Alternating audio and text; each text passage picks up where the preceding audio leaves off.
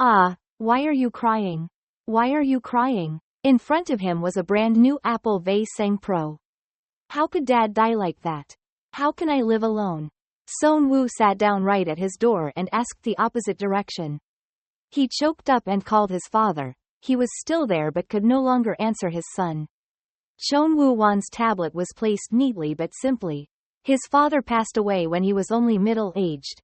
In the funeral area, there was no one except Son Woo, who bowed his head in despair, and not even a single relative came to the incense tower.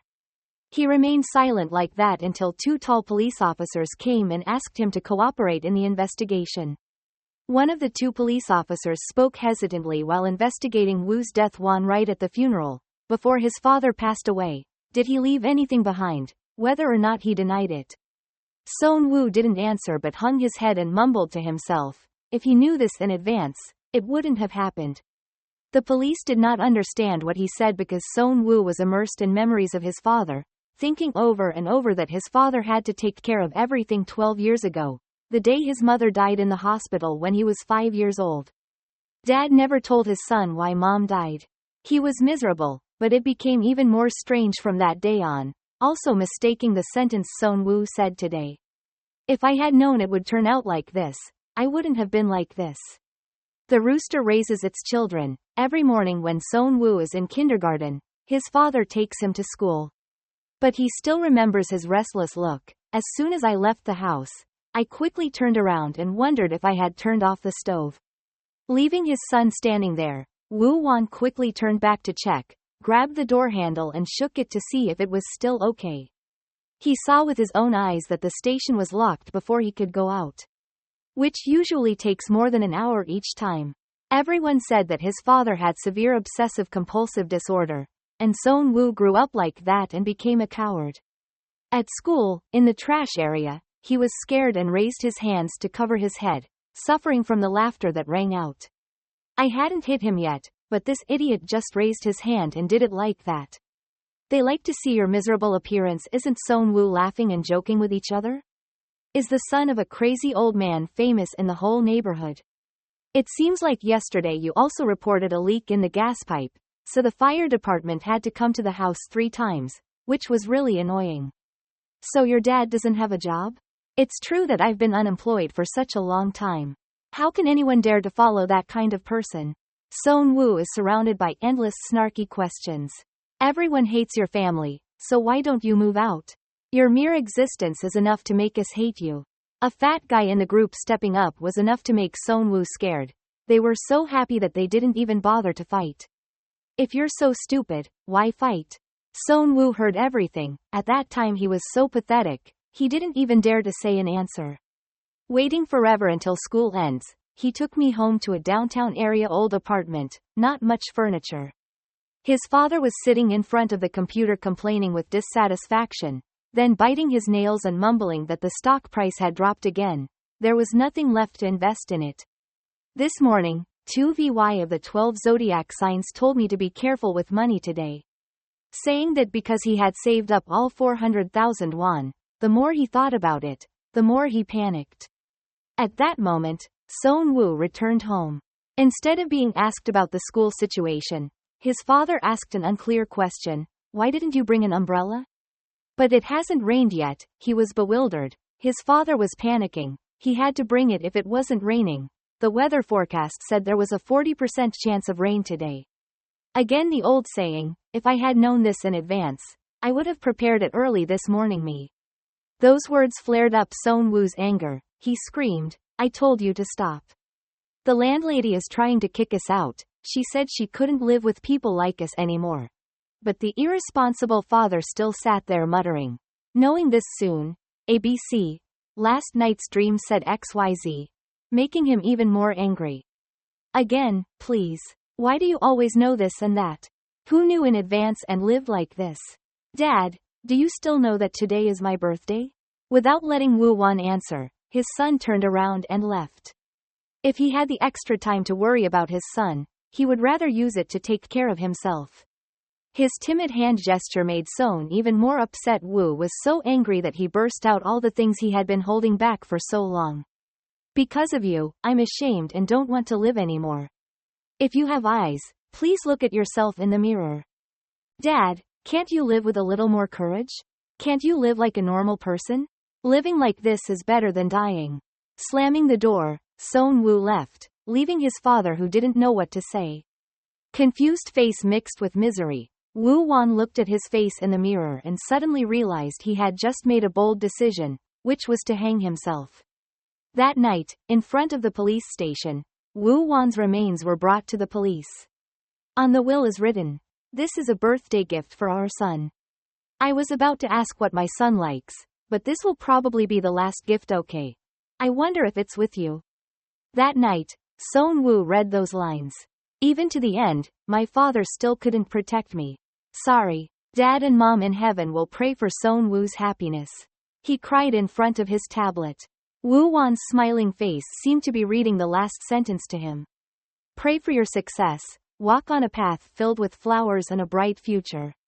Treading heavily on the stairs to the rickety attic where he and his father used to live together. Suddenly the landlady called, "Mr. Seon-woo. If you can't pay the rent, then quickly pack up and move out for me. Damn it, there's a dead person in the room. Who would dare rent it again?" He didn't respond and went back to his room and closed the door, leaning against it and whispering to himself. Things like, "Are you okay? Is it difficult to say it? Well, the more I think about it, the more I think. No one cares about someone like me anymore." Where the door opened was the gift box left by my father. After all, in this world, his father is the only one who cares for him. As the last birthday gift, Seon-woo gently opened it with a silent thank you. In the box there are a pair of gloves placed neatly next to a pair of glasses that look like 3D glasses for playing games. The young man could not hold back his tears. Why are you in such a hurry, Dad? Haven't seen him play yet? Seon-woo put on his glasses and cried like a child, blaming himself for why he became like this, right? The scene through the glass is exactly the same as seen with the naked eye. The human shape suddenly appears, quickly clear and surprisingly familiar. Is his father his father? Seon-woo quickly pulled down his glasses and couldn't believe his eyes.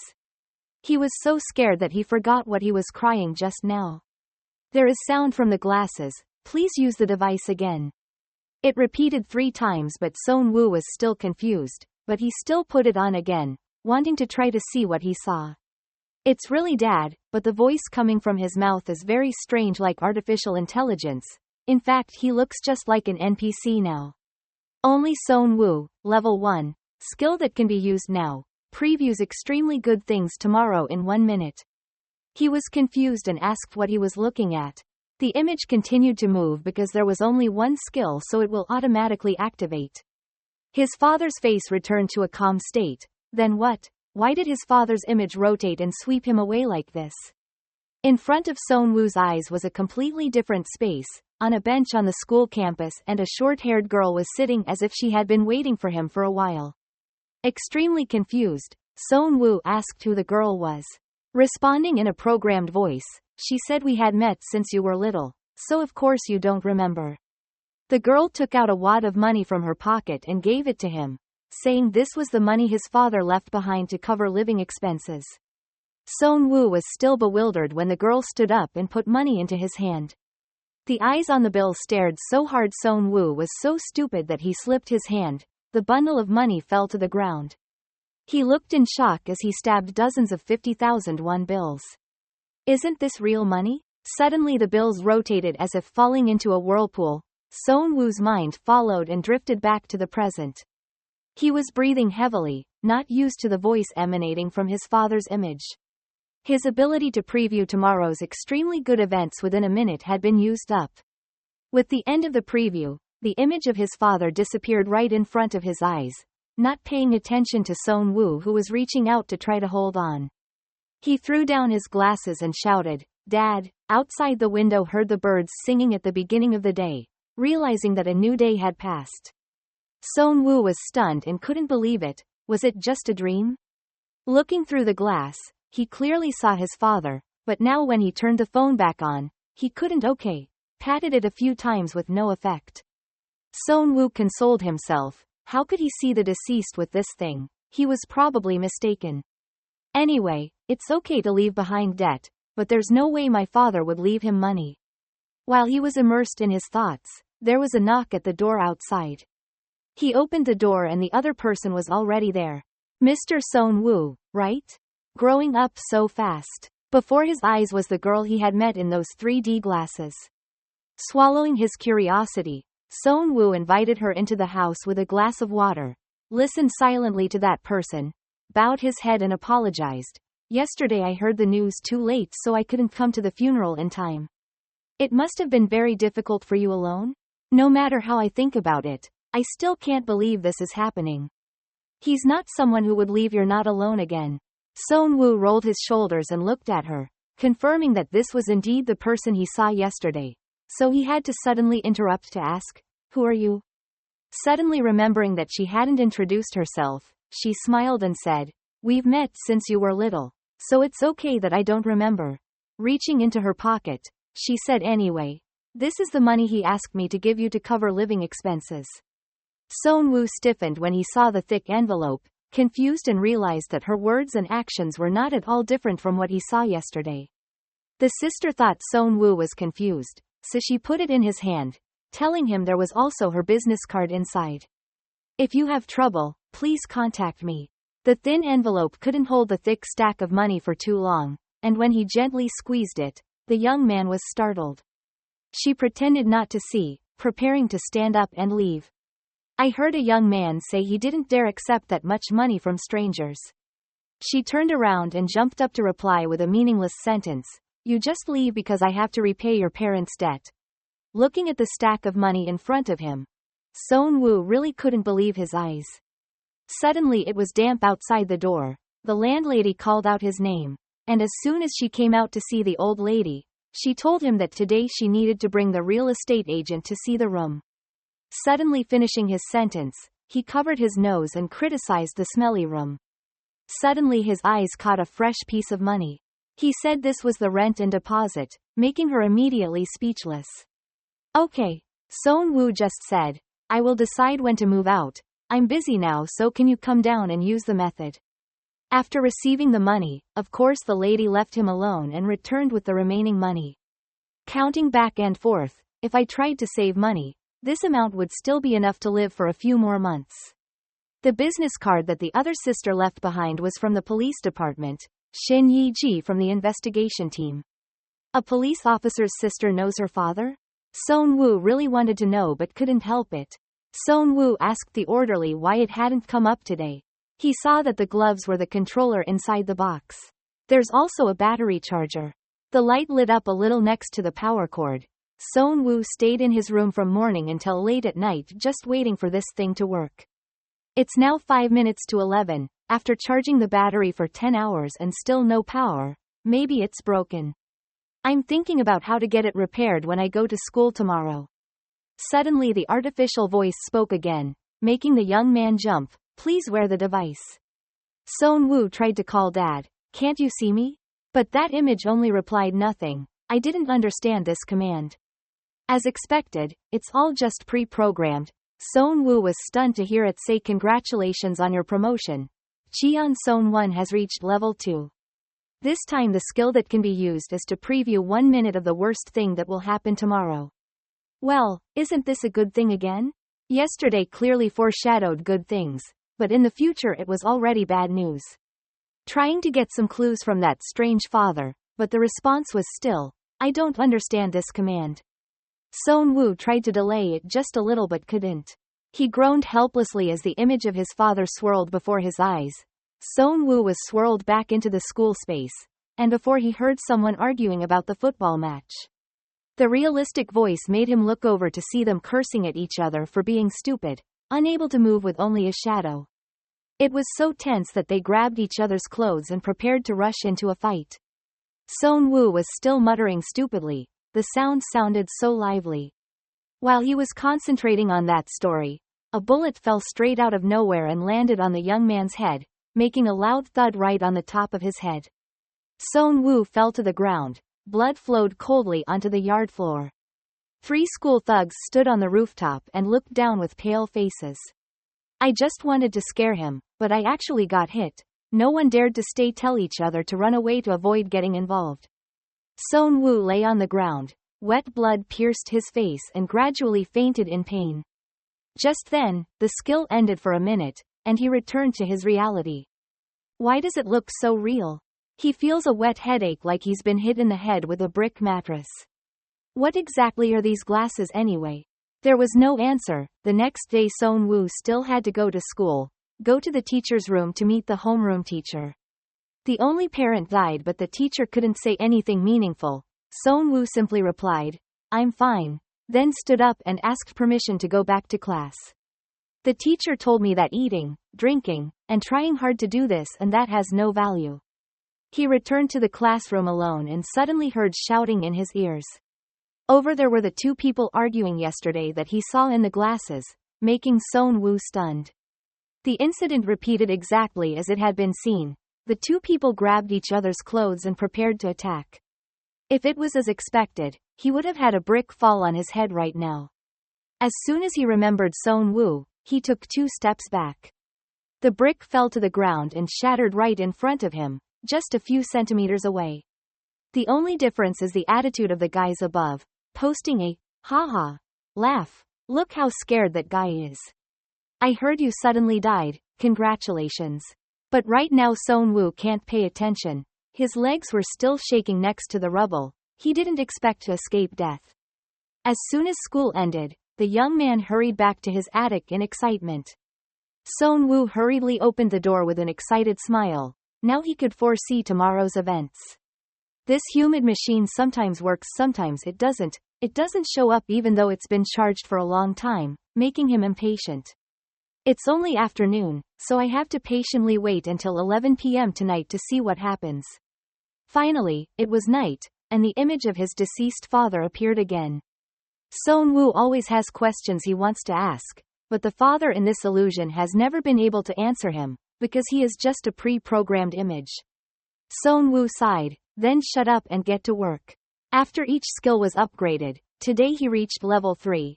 He wondered if as I continue to level up, can I use any better skills, like lottery numbers? However, his virtual father could not receive orders, so he had to return to level 3 skills to see extremely bad things within 5 minutes. Unexpectedly, it had increased from 1 to 5 minutes. He was curious to know what would happen again in the virtual space tomorrow. This scene is in his classroom, and it's a bunch of damn thugs looking for an excuse to bully him.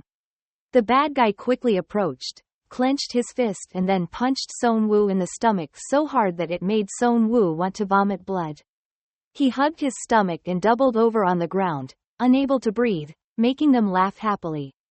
Unexpectedly, Son Woo's whole body gradually stiffened. The boys panicked and called out but did not hear if there was any movement from him. His eyes turned white and he stopped breathing.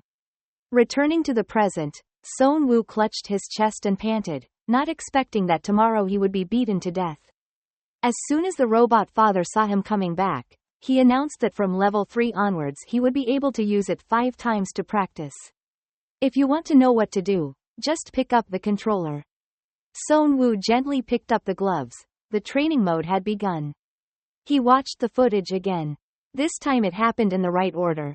Son Woo opened his eyes wide, waiting for the fat guy's fist to hit his stomach, then closed his eyes tightly, used his hand to throw a blow, deflecting the other guy's punch.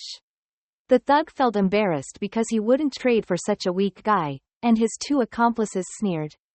This idiot is as stupid as Son Woo. Enraged, the guy tried again with a series of empty kicks to his face. Shrink your body on the ground, brace your arms tightly to cover your head to avoid hitting the young man in a dangerous place. The fat guy's foot kicked him right in the ribs, giving him a ticket to log out of the virtual world. The world is virtual but the pain is completely real. Son Woo lay curled up on the floor, hugging his body, but the young man quickly jumped up. Only 4 more practices left. He suddenly realized that without these pains, he would not be able to practice seriously. Let's start again. That night in the attic room, cries of failure echoed again and again until late at night. The next day, whether sunny or rainy, Son Woo still had to go to school, sitting on a peaceful chair and wait. As soon as the gang of hungry thugs entered the classroom door, they immediately aimed at the young man sitting in the corner of the classroom.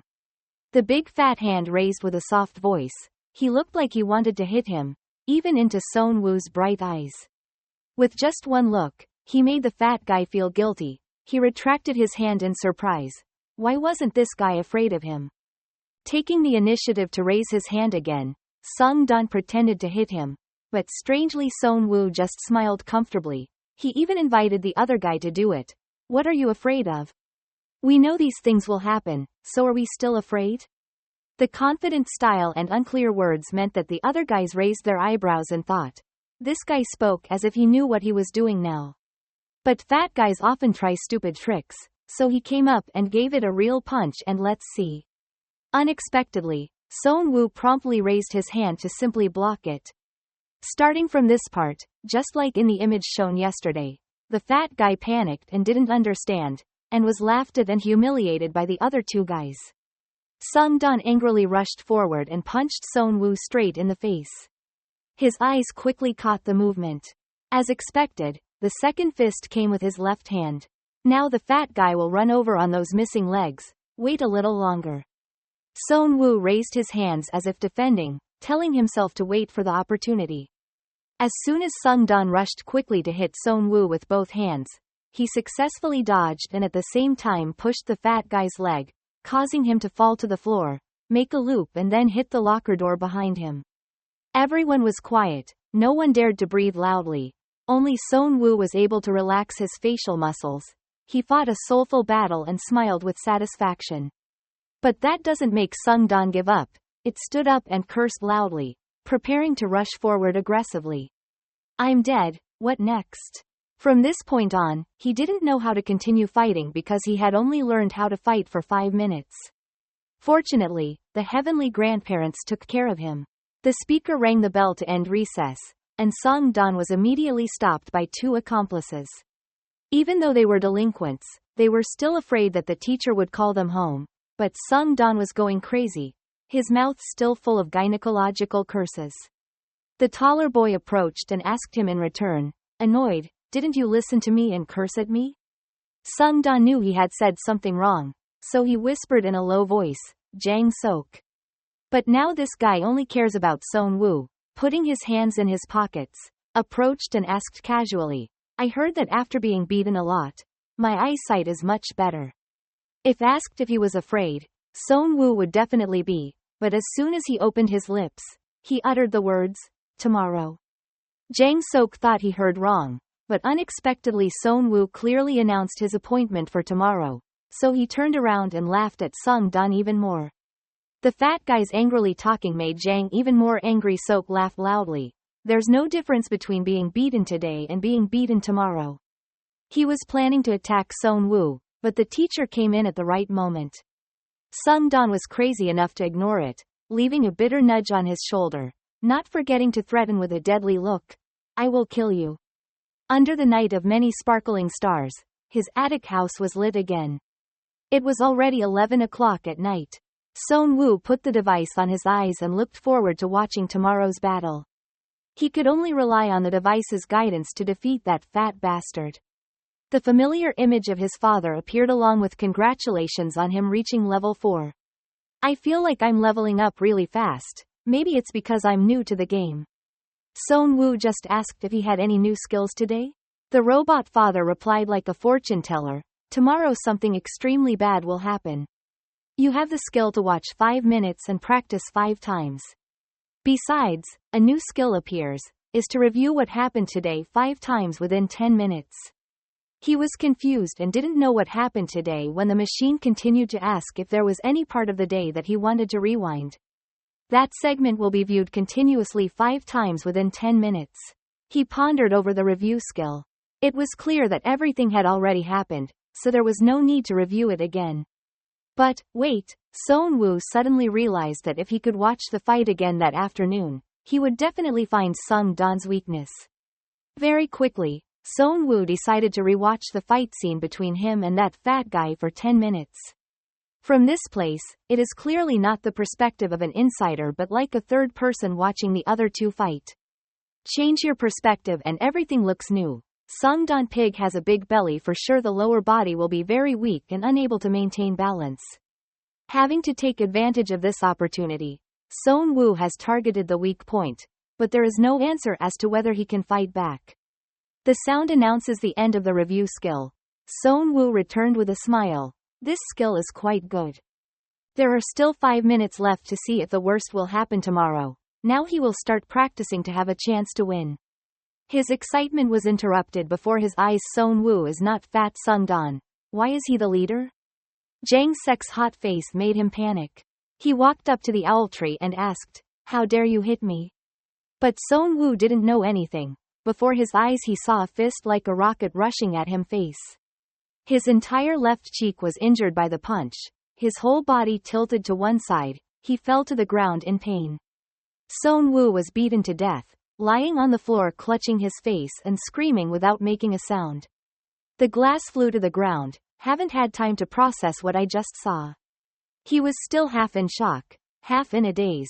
Why would the worst thing tomorrow not be fighting with the fat guy Sungdan but also meeting the leader Jang Sok?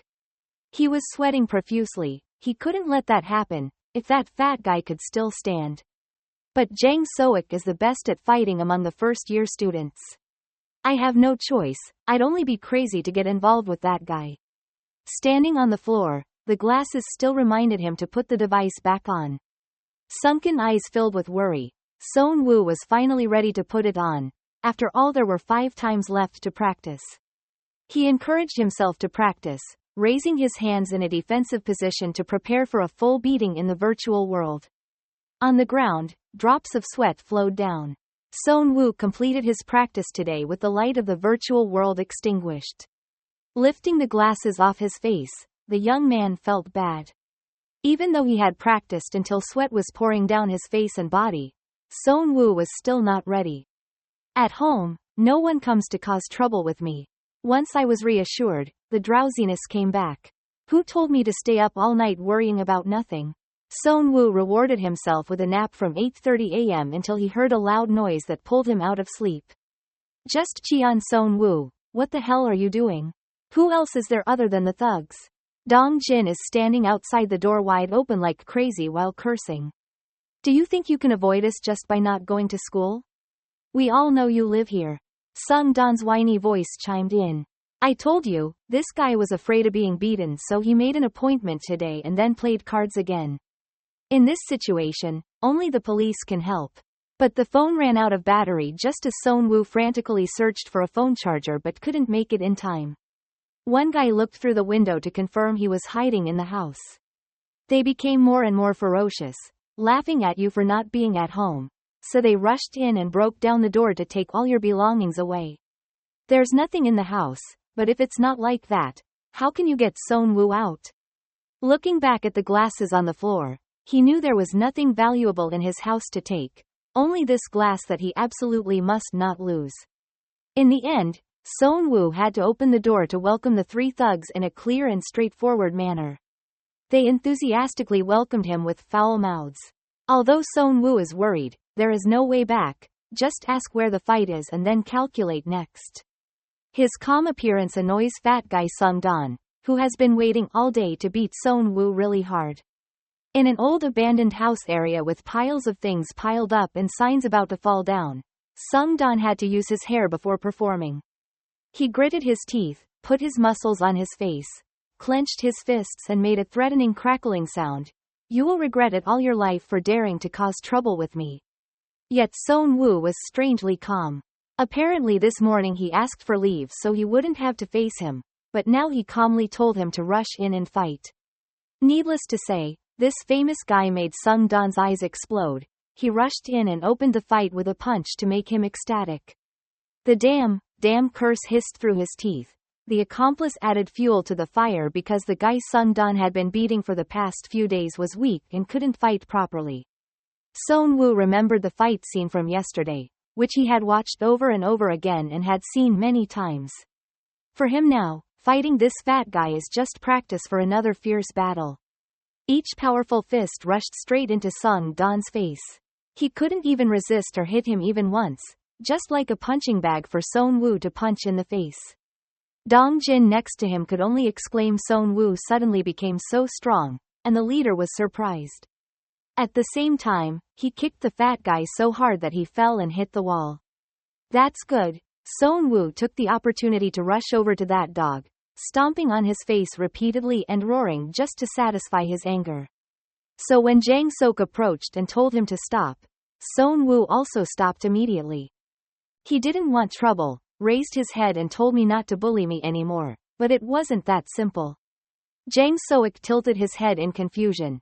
Even though he was a bit clumsy, he knew how to fight so well, so why didn't he protest from the beginning and just closed his eyes and was scared like a child?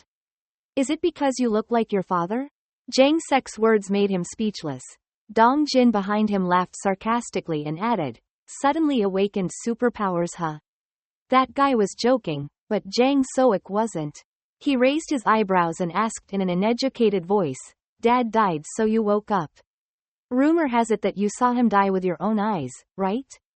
He enjoys talking about it, whispering and asking how did your father die? Feel so? Unexpectedly, Seon-woo clenched his fists and covered his face. He roared angrily, stop talking about that. In an instant, the leader went crazy, his eyes fluttered and his mouth growled. Cheon Seon-woo, exactly like the image he saw. Are you crazy? Did you just hit me? It takes one step. Seon-woo took a step back. Looking at his face as if he was about to eat himself alive, he was sure that the worst thing today could only be fighting with Jang Sok. It was true that he couldn't run away from the sun. He felt his facial muscles twitch with fear. In the end, whatever was going to happen was going to happen. In front of him was a fist flying at terrifying speed. Seon-woo's face was distorted because he was beaten. He fell painfully into the corner, but it wasn't enough for the leader to feel satisfied. He forced Seon-woo to stand up and continue the fight. His blood was boiling at this point and he just wanted to send this guy back to his dead father. With trembling arms, he stood up. Seon-woo secretly thought that even though he had practiced 5 times, he could not defeat Jang Sok and could only hold out for 2 minutes at most. I reached out and grabbed a handful of sand from the ground while the guy holding the book in my shirt pulled me up. Seon-woo threw the sand straight into that dog's eyes, causing his eyes to hurt extremely. Jang Sok's eyes were filled with tears. He screamed miserably. There was no way to stop Seon-woo. The only thing he hadn't tried to do during practice was running away, which he used all his strength right now before this Dong Jin guy could catch up with him. It ignored Jang Sok without opening his eyes. In the twilight in the middle of the wilderness, following Seon-woo, he cursed the crowd. How dare you throw sand in someone else's face, or else I'll let you guys beat me. Seon-woo ran away, not daring to turn his head to look at the distances getting closer and closer, making the other guy think he was about to reach him. Because he was so tired, he thought he wouldn't be able to run, just used too much force in fighting. Well, just ignore everything and fly over the barrier on the side of the road. Seon-woo used all his strength to hit the person onto the main road. The moment he saw the car coming, he couldn't stop. The car's brakes clicked in front of Seon's feet. Woo had not been half a meter away when the uncle stepped out and shouted, "Are you crazy, student? What should I do if an accident occurs?" As if he had found a life buoy, Seon-woo gasped and quickly asked for help, hoping to quickly escape this place. With a grim face and a gesture as if he had just successfully escaped death, he left, leaving Dong Jin to grit his teeth and climb endlessly. I can escape temporarily, but what will happen tomorrow? Will I be able to survive and escape from that Jang Sok's hands tomorrow? That guy could really kill me or just call the police. Having a headache, Seon-woo couldn't think of anything, so he sat down and ruffled his hair, causing everyone around him to turn around and look. But what does he care now? Your problem is still not resolved. If I report to the police, will I ever be the one arrested? I fought with the fat guy myself. Sung Don threw sand in Jang Sok's eyes. Wait, could it be that they are blocking my door right now? It's also possible. The more the young man thought, the more miserable he became. I put my hands in my pockets and thought to myself, there is no one in this world to help me. Suddenly his hand touched something in his pocket. It was the business card Shin Yi-ji gave him the day before. How did she happen to be a police officer? Yi-ji just read the 3 names again, giving him a headache. She wrote it all down and then clicked the ballpoint pen continuously. Knowing that Seon-woo is not lying, School violence without evidence is very difficult to solve. I will contact the authorities. First, just monitor and ask the patrol to keep an eye on these guys. You can't let them get close to your house. Seon-woo didn't expect her to be able to help so much. He happily thanked her and then confusedly said, I already paid the outstanding rent with the money you gave me. But what's wrong with you and my dad? I guess I haven't had time to tell my background yet.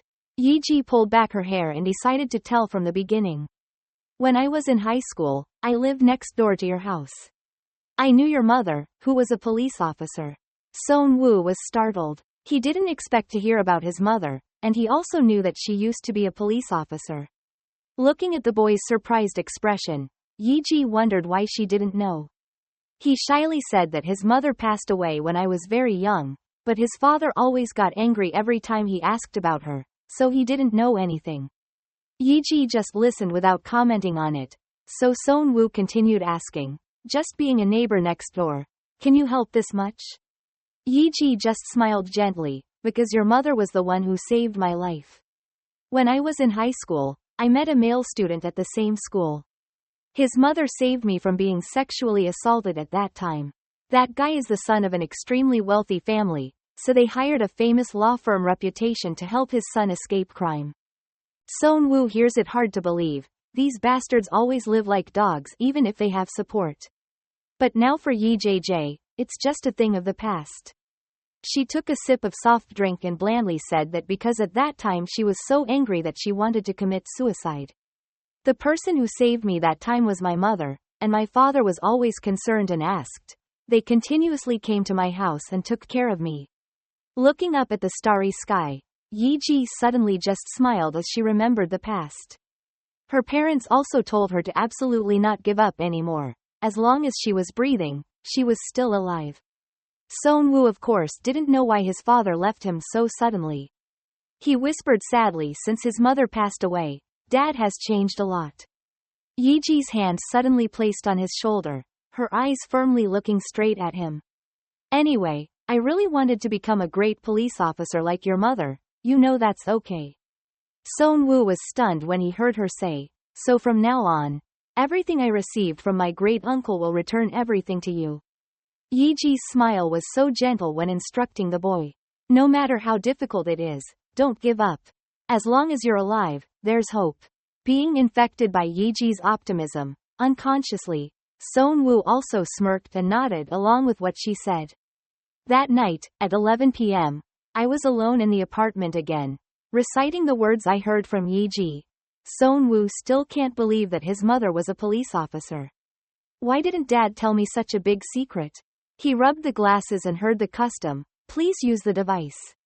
As soon as I saw my father's image appear, Seon-woo immediately asked if he had increased his level. The programming voice was absent, so he guessed the skills would be the same. Suddenly, the image of his father revealed to Seon-woo that the way to level up is not to avoid it but to face fate. Are you saying I have to fight with that guy Jang-sok? He helplessly tried to explain to his father that he was very good at fighting, and who could punch someone 15 centimeters taller than him. The other end responded with the same programming sentence as before, leaving Seon-woo helpless to stop complaining. This time, don't review what happened today. Let me know if anything bad happens tomorrow. Seon-woo was quickly taken to a place that was both familiar and strange. After looking for a moment, he realized that this was the alley behind the school. Suddenly, something splashed into Seon-woo's eyes, completely blocking his vision. He raised his hand to try to rub his eyes, and in his ears he heard the sound of the robbers taking off. What do you see? It's spicy. I almost went blind yesterday, you damn bastard. This time he couldn't give up, so he put on his glasses and entered the first practice session, resisting by putting his hands over his face amid the laughter of the thugs. As soon as Jang-sok asked his juniors to hold this guy back, Seon-woo saw that his body was stiff and he couldn't move his hands. Obviously very difficult. That night the apartment was filled with his pitiful screams and the sound of hatred, doing it again without stopping. He lay on the floor, breathing heavily. No matter what I did, I was held tightly until Jang-sok threw sand in my face. The next day, as soon as time ended, I heard Dong's voice, Jin. Speak softly enough to hear because that guy is walking right behind Son Woo. Before and after he was trapped by these guys. Sung Don gritted his teeth and cursed. You did that to Jang Sok yesterday and you still dare to go to school today. As soon as he pulled the hook, that big fist grabbed a handful of sand and threw it straight into Son Woo's sight. He closed his eyes tightly and raised his hand to try to cover his face, only to make Jang Sok angry. His face twitches, his mouth smiles dangerously. You two keep it for me. Those guys were originally taller than Son Woo. Now that he's up close, the difference in size is even more obvious. Jang Sok squatted down, scooped up a pile of sand to fill both hands, raised his eyes to look at Son Woo and said, Yesterday thanks to you, I almost went blind. It rushed forward and grabbed Son's hair. Woo caused him a lot of pain. In front of his eyes was the big Jang Sok, who was swinging his jaw threateningly. Open your eyes wide, this guy is dead. Yet Son Woo really opened his eyes wide and looked at his feet, denying the handful of sand that was thrown at him. Because he knew he had to face the fate that was coming to him. The stubborn Son Woo's eyes widened. As soon as the sand was thrown at him, he used all his strength to push himself forward. His mouth was no longer loud, then he pulled his hands back on his face. Successfully protecting his eyes and face, he was surprised and couldn't believe it. Dong Jin next to him was stunned and looked at him. I clearly caught it with both hands. How did I escape so well? Son Woo looked down at his hand, wondering if that was because there had been a change last night, huh? At that time, no matter what I did, I couldn't escape. It seemed my strength had increased. Jang Sok just thought that his juniors were useless and couldn't keep a sissy guy. He walked over in anger, not even listening to the explanation, but just rushed forward with a slap ready to hit Son Woo. But it couldn't be helped. The thug's slap in the face was accompanied by curses from the thug. He cornered Son Woo against the brick wall, one hand holding the edge of his shirt, the other hand punching him repeatedly, challenging him to do something better, or not. The harsh sound that rang out was every time Jang Sok cursed harder. Son Woo was hurt, but what he cared about most was that all the times he fought with this guy were all virtual. Scene. He has never been able to win, so he will first throw this guy's hand away and then counterattack with a straight punch to his stomach. If I knew I was going to lose in advance, I'd rather give Jang Sok a beating too. The other two guys widened their eyes, not believing that the waist guy dared to hit the leader. That shot was painful. Jang Sok's face darkened. When he looked up, he looked dead like a murderer, vaguely asking if you were done. 2 minutes later, Son Woo was beaten to a pulp, his whole body sitting at the foot of the wall miserably. Jang Sok was also beaten and his lips were broken. His mouth smiled but it was spicy. His foot kicked and squeezed Son Woo's body to provoke him. Then he jumped up in anger, preparing to kick him straight in the face. Right at that moment, some strange uncle stood on the balcony and cursed loudly. If that brat wants to punch and kick you, go somewhere else or I'll call the police now. Dong Jin was confused and stopped the leader. If he hit this guy again, he would die, but Jang Sok was still bitter. He was afraid that Son Woo would die because he was beaten by this guy. But then they left. No matter how aggressive they were just a bunch of bad high school students. When they encountered the police, their hoses would drop. After a while, Son Woo raised his puffy eyes and stood up to wipe his bloody nose. I thought my life was over, but it seems I'm still alive. Son Woo crawled home when it was dark. His house only had a low-power electric light enough to see his human body in the mirror. His color was too much, his eyes were puffy, but luckily he had already gone to the hospital for a checkup. No bones were broken, but this human body is very sore. He lay down on the mattress and groaned for a few minutes, when the glass next to him flew out and asked to bring in the device. Son Woo glanced at it uncomfortably, then closed his eyes and refused. I'm in a lot of pain right now. Rest. Then try again tomorrow. But the glasses won't let me. It's repeating the same sentence, making Son Woo feel extremely annoying. He jumped up and cursed and then took it to his angry eyes. If he didn't let him rest, how could he exercise with his body like this? Woo Won appeared with a bright smile, congratulating Son Woo on reaching level 5, and by the way, he also announced that the new skill could be previewed. 10 minutes of the worst things that happen tomorrow with 10 practice sessions, allowing the waiter to review what happened that day 10 times today, 1 hour each time. Si Kwon was surprised. The viewing time did not change, but the number of views has increased significantly. Wait, he started to think something was wrong. If you watched 10 minutes in advance and added up 10 practice times, it will take 100 minutes in total. And if you watch it 10 times, each time for 1 hour, will it take 10 hours? Seon-woo was startled to realize that if he used all his skills at once, it would take him about 12 hours. His father stared and waited while Seon-woo was alone. It's 11 o'clock at night. If I watch it all again, it'll be tomorrow morning, right? There was only a moment when the system responded correctly. It said that when using the preview skill, the actual time would not pass. Seon-woo couldn't believe it. He took his glasses off his eyes and looked down at the clock, which was still at 11 o'clock, confused.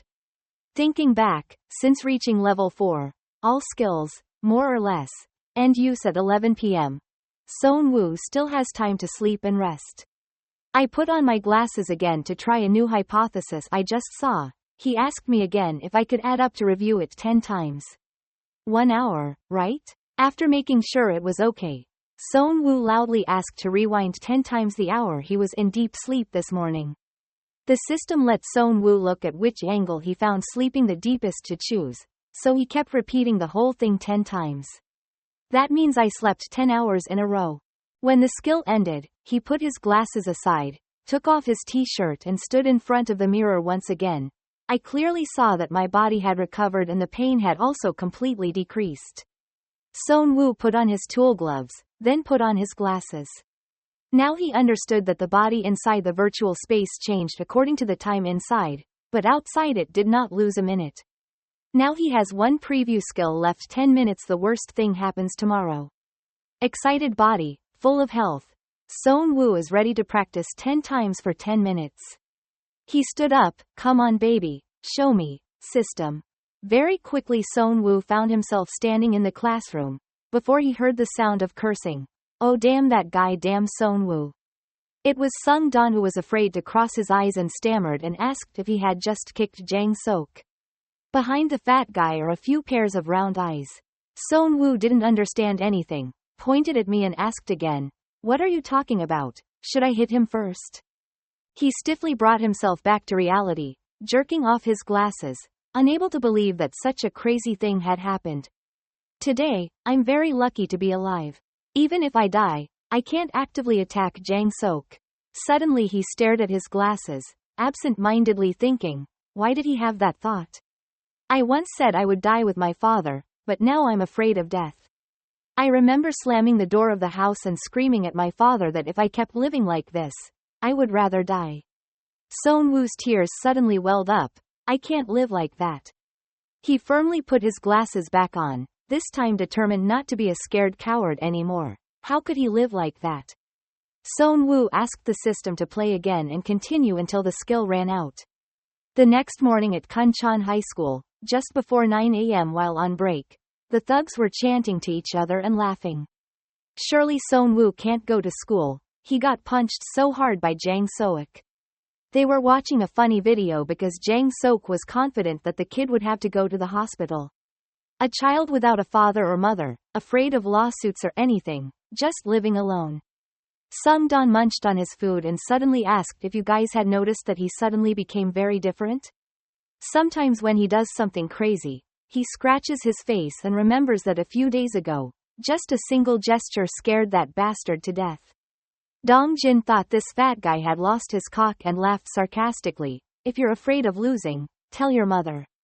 This guy is not only fat but also stupid. Just hearing a word of encouragement makes him crazy. If I let him catch me again. Then, Seon-woo rushed from nowhere and kicked straight at the table where 3 thugs were gathered, or more accurately, kicked the leader in the head. Sung-don's numb face was completely covered in illusions. He stammered and asked why you dared to kick Jang-sok. Several people watching the temple gasped in disbelief, huddling together to wait to see what happened next. Jang-sok took a kick and jumped up quickly. Taking off his shirt to reveal his solid body, he growled and asked, are you crazy? Do you believe you will win or what? Son Woo replied, that is impossible, but your father is ready to die. This. He put his hands in a defensive position to prepare to fight, but from an outside perspective, he only saw Jang Sok's smile mixed in with the opposite. So that time? It rushed forward with a punch, twisting its hips to strike diagonally from left to right. But Son Woo stepped back and easily avoided it. Jang Sok used both his hands and both feet to rush forward to punch this dog, but to no avail. Last night he practiced dodging for the 5th time. Even though everything was going well, he knew he couldn't just dodge and win, and if he fought right here he would still lose. Looking at Jang Sok's muscular body, you know that alone is already far behind. No matter how you play, there is no way to win. Just as he thought, Jang Sok punched him right in the face and Son Woo's legs were pushed back, making the leader very happy. Where are you looking, puppy? He couldn't look anywhere, turned on his sandals, stuck his head out the door and ran as fast as he could, roaring, quickly getting out of the way. Wherever Son Woo ran, Jang Sok ran there, straight to the top floor. He laughed loudly. This is the 5th floor. Son, the terrace door is locked. Where are you going? Son Woo didn't run anymore. He put his hands on the stairway as a pillar. He threw his foot at the thug's head, but he was holding the ladder so he didn't slip away and instead ran furiously after him. How the hell punches so hard but falls like nothing? Jang Sok let out an incomprehensible sound, took another kick from Son Woo and fell backwards, doing a backflip onto the landing, just as 2 bad friends ran over. Son Woo still stood vigilantly above and waited, delivering the 2 previous kicks he had discovered during practice yesterday. Because this is the 5th floor, right below the rooftop, no one comes down from above. Jang Sok has to go all the way up here so he won't have a chance to kick his legs. Its legs are much longer than its arms, so as long as Son Woo maintains this position, he won't be surrounded by them. There was only a wall behind him, so he suddenly put himself in extremely favorable conditions. The other 2 guys smelled something wrong but didn't know what was wrong, so they just stood there cursing back and forth. If you like something, then come down here. Of course, this leader couldn't stand the bitterness. He stomped on a wooden stick and broke it into his hand weapon. Pointing at Son Woo's face, he asked evenly, this much is okay, right? His eyes widened. This happened during the 7th practice session. Of course Son Woo also expected this guy to scream like crazy and jump towards him. The stick was caught by Son Woo's hand. Jang Sok frowned bitterly, then used the force of both arms to pull it back. You dare compete with me? The person Son Woo was in a complete battle. He thought that this was the moment, right when he used his strength to let go, causing the balance to be broken. The leader fell backwards, but what Son Woo was waiting for was to give the table in front of him a pair of flip-flops. He treated Jang Sok's head like a ball and kicked it straight, the sound of soldiers awakening the 2 drowsy souls over there. Before they realized what Son Woo had just done, he jumped on Jang Sok and punched the bastard in the face, who was already on the stairs. The students rushed out to look at each other, not because of Son Woo's brutality, but because Jang Sok was being punched. Regardless of his movements, the leader still looked quite okay, using both of his hands to block Son Woo's hand, with enough strength to grit his teeth and ask, "Are you done yet?" It was so strong, it jumped up and knocked Son Woo off easily. He jumped to keep his distance, breathing and thinking. All the problems came from this point. Until the last practice session last night, I couldn't find a way to beat this park guy. His fists trembled, both disappointed and helpless because his attacks were too weak. He had just used a lot of force, so his physical strength had also decreased significantly. Son Woo has used everything he prepared from future previews. He has no more troops left while Jang Sok is strong as hell. It spat out a little blood, blushing and looking at Son Woo with a look of disgust. It was over, right? He didn't say anything, further infuriating the leader, who punched Son Woo straight in the nose. Step by step towards the place where he was knocked into the corner of the wall, Jang Sok's voice sounded more and more contemptuous. If there's nothing left, you won't be able to run away anymore. That's right, Son Woo was breathing heavily, his nose was bleeding, but telling him to give up at this point was not the case. The sound rang out, surprising Jang Sok. In front of it, Son Woo bounced up with a wooden stick, looking like a parasol trying to fight back. Ignoring the dog Jang Sok's laughter, Son Woo grabbed the stick tightly and threw it into the glass window on the stairs until it shattered with an ear-piercing sound. The other group looked at him and denied, "Oh my, what is this guy doing? Is he crazy or something? Daring to break the school's glass." Son Woo not only broke the glass, he also stood on the window sill, staring at them with wide eyes. "What? Why don't you tell me to die? This is the 5th floor," he said in a low voice. "Why don't you come here and gently push me down? Come and kill me." Jang Sok put his hands on his hips and looked at him, giggling happily. "You're out of tricks. That's why you're acting like this." But that sentence did not encourage Son Woo. He smiled softly on his bruised face and said back, "What, are you scared?" Jang Sok was angry because he was provoked. He walked over and said, "If you like, I will push you." But he couldn't have imagined that before his hand even touched his pants leg, Son Woo actively let go of his hand. Jang Sok hugged Son Woo's thighs, squeezing with all the strength he had. He was scared and cursed this crazy guy. "Luckily I caught it in time, but you can't use force like this." Jang Sok turned around and called out to the 2 useless guys behind him, pulling a few more male students who were watching peacefully to run together to pull Son Woo back to life. It took 5 or 6 to bring him back up. As soon as Jang Sok threw him to the floor, he cursed non-stop. "If you want to fail, you'll fail right away? Are you crazy because you can't fight back?" Suddenly, the quiet voice of the military vehicle stopped it. "You asked me how I felt when I saw my father die, right? It's like dying. Is there any more harmful feeling in this world? If I did, I wouldn't have that courage." Son Woo walked over and picked up a long piece of glass, squeezing it so tightly in his skinny fingers that blood dripped out. He stood up, catching the blood on his hands with his feet while continuously making mistakes. "Help me die, you're the one who told me to die." Son Woo asked Jang Sok, but he didn't dare stop and listen. Every step he took closer, every time he stepped back, trying to stay away. Seeing Son Woo's hand pointing the piece of glass at him, his voice asking for help sounded real. "It's okay, just stab with this and it'll be fine." Jang Sok raised both hands to wave Son Woo away. He was so scared that he was sweating profusely, determined to lie with just one sentence. "Don't come near here." Son Woo's eyes were in the mirror. He raised the piece of glass to eye level. "If you can't kill me, I'll kill you." Son Woo's fist tightened on the piece of glass harder and harder, causing blood to spurt out, and he seemed unaware of it, grabbed it and rushed towards Jang Sok with a decisive shot. Not being successful, a punch straight to the face caused Son Woo's whole body to fall backwards. Yet he did not groan in pain and stood up with a stern face. "Fist can't kill me, I told you to use this." He turned around, put one foot down the stairs and suddenly ran away, shouting, "Get away from these dogs." 2 seconds later, the 2 brothers realized and ran after him. Of course, at the scene, everyone only dared to watch and did not dare to intervene. Son Woo threw down the piece of glass, leaned against the wall, breathing heavily. He was so determined to die but finally lived. An hour later, the gangsters gathered at the end of the alley next to the school, waiting for Dong Jin to answer the phone. Sung Don rushed to ask and heard the results right away. Thinking about it is right. Son Woo is currently under special care from teachers, so this damage cannot be made a big deal. The fat guy looked thoughtful. Maybe he was afraid of revenge, so he didn't tell the teacher. Jang Sok suddenly cursed. "Are you guys stupid?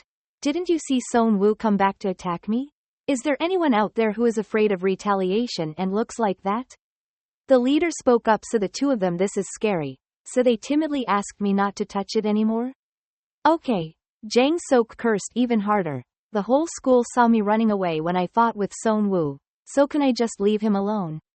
He crushed the cigarette he had just smoked, determined not to let that lucky guy go to school. "So what are you going to do?" The other 2 guys asked for ideas because they couldn't think of anything. Jang Sok didn't know what to do. No matter how much he beat, it had no effect on the guys who wanted to die. Suddenly he turned around with a mischievous smile on his lips. "But what about going to jail?" Seon-woo's attic apartment was lit up like every night. He had finished all the bandaging work to wait for 11 p.m. As soon as he put on the glasses, he asked in confusion, "So he can't level up?" Today, so many big things happened. His hand was bandaged, but the wound from the glass fragment was very deep. Seon-woo will use the time to review it to speed up the recovery process. And of course he needs to see what extremely bad things are coming tomorrow. This time is not like every other time. Seon-woo is used to being silent during the scene. For a moment, the young man was startled in disbelief. Something like that? Could something like that really happen tomorrow? He was extremely confused. Tomorrow he would be arrested and taken to the police station. The next afternoon at Chuntron High School, the clock had just struck 5 o'clock and the students stood up to leave. As Seon-woo put things into his bag, he heard a familiar but strangely hesitant voice. "I heard you said yesterday that you only harmed yourself, right? Jang-sok is very grateful, so I want to invite you to gather at my house for fun. There are a few others, you can come to my house." Seon-woo looked at the awkward face of the fat guy trying to appear natural. "My parents aren't home today either, so we're going to apologize to you for what happened." He was planning to add a few more sentences to convince. Seon-woo silently said the words, "I know." Sung-don thought he heard wrong. He stopped and smiled like a screen actor and repeated, "I said I would come tonight." On the sofa are two thug faces smiling like they are in love.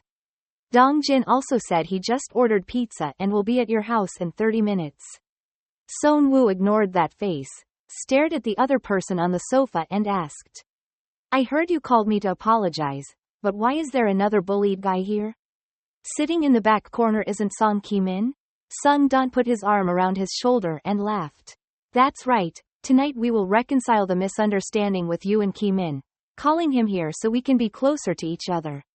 The fat guy pushed Seon-woo into the bedroom, trying to wake up and show off that there was a new computer system there.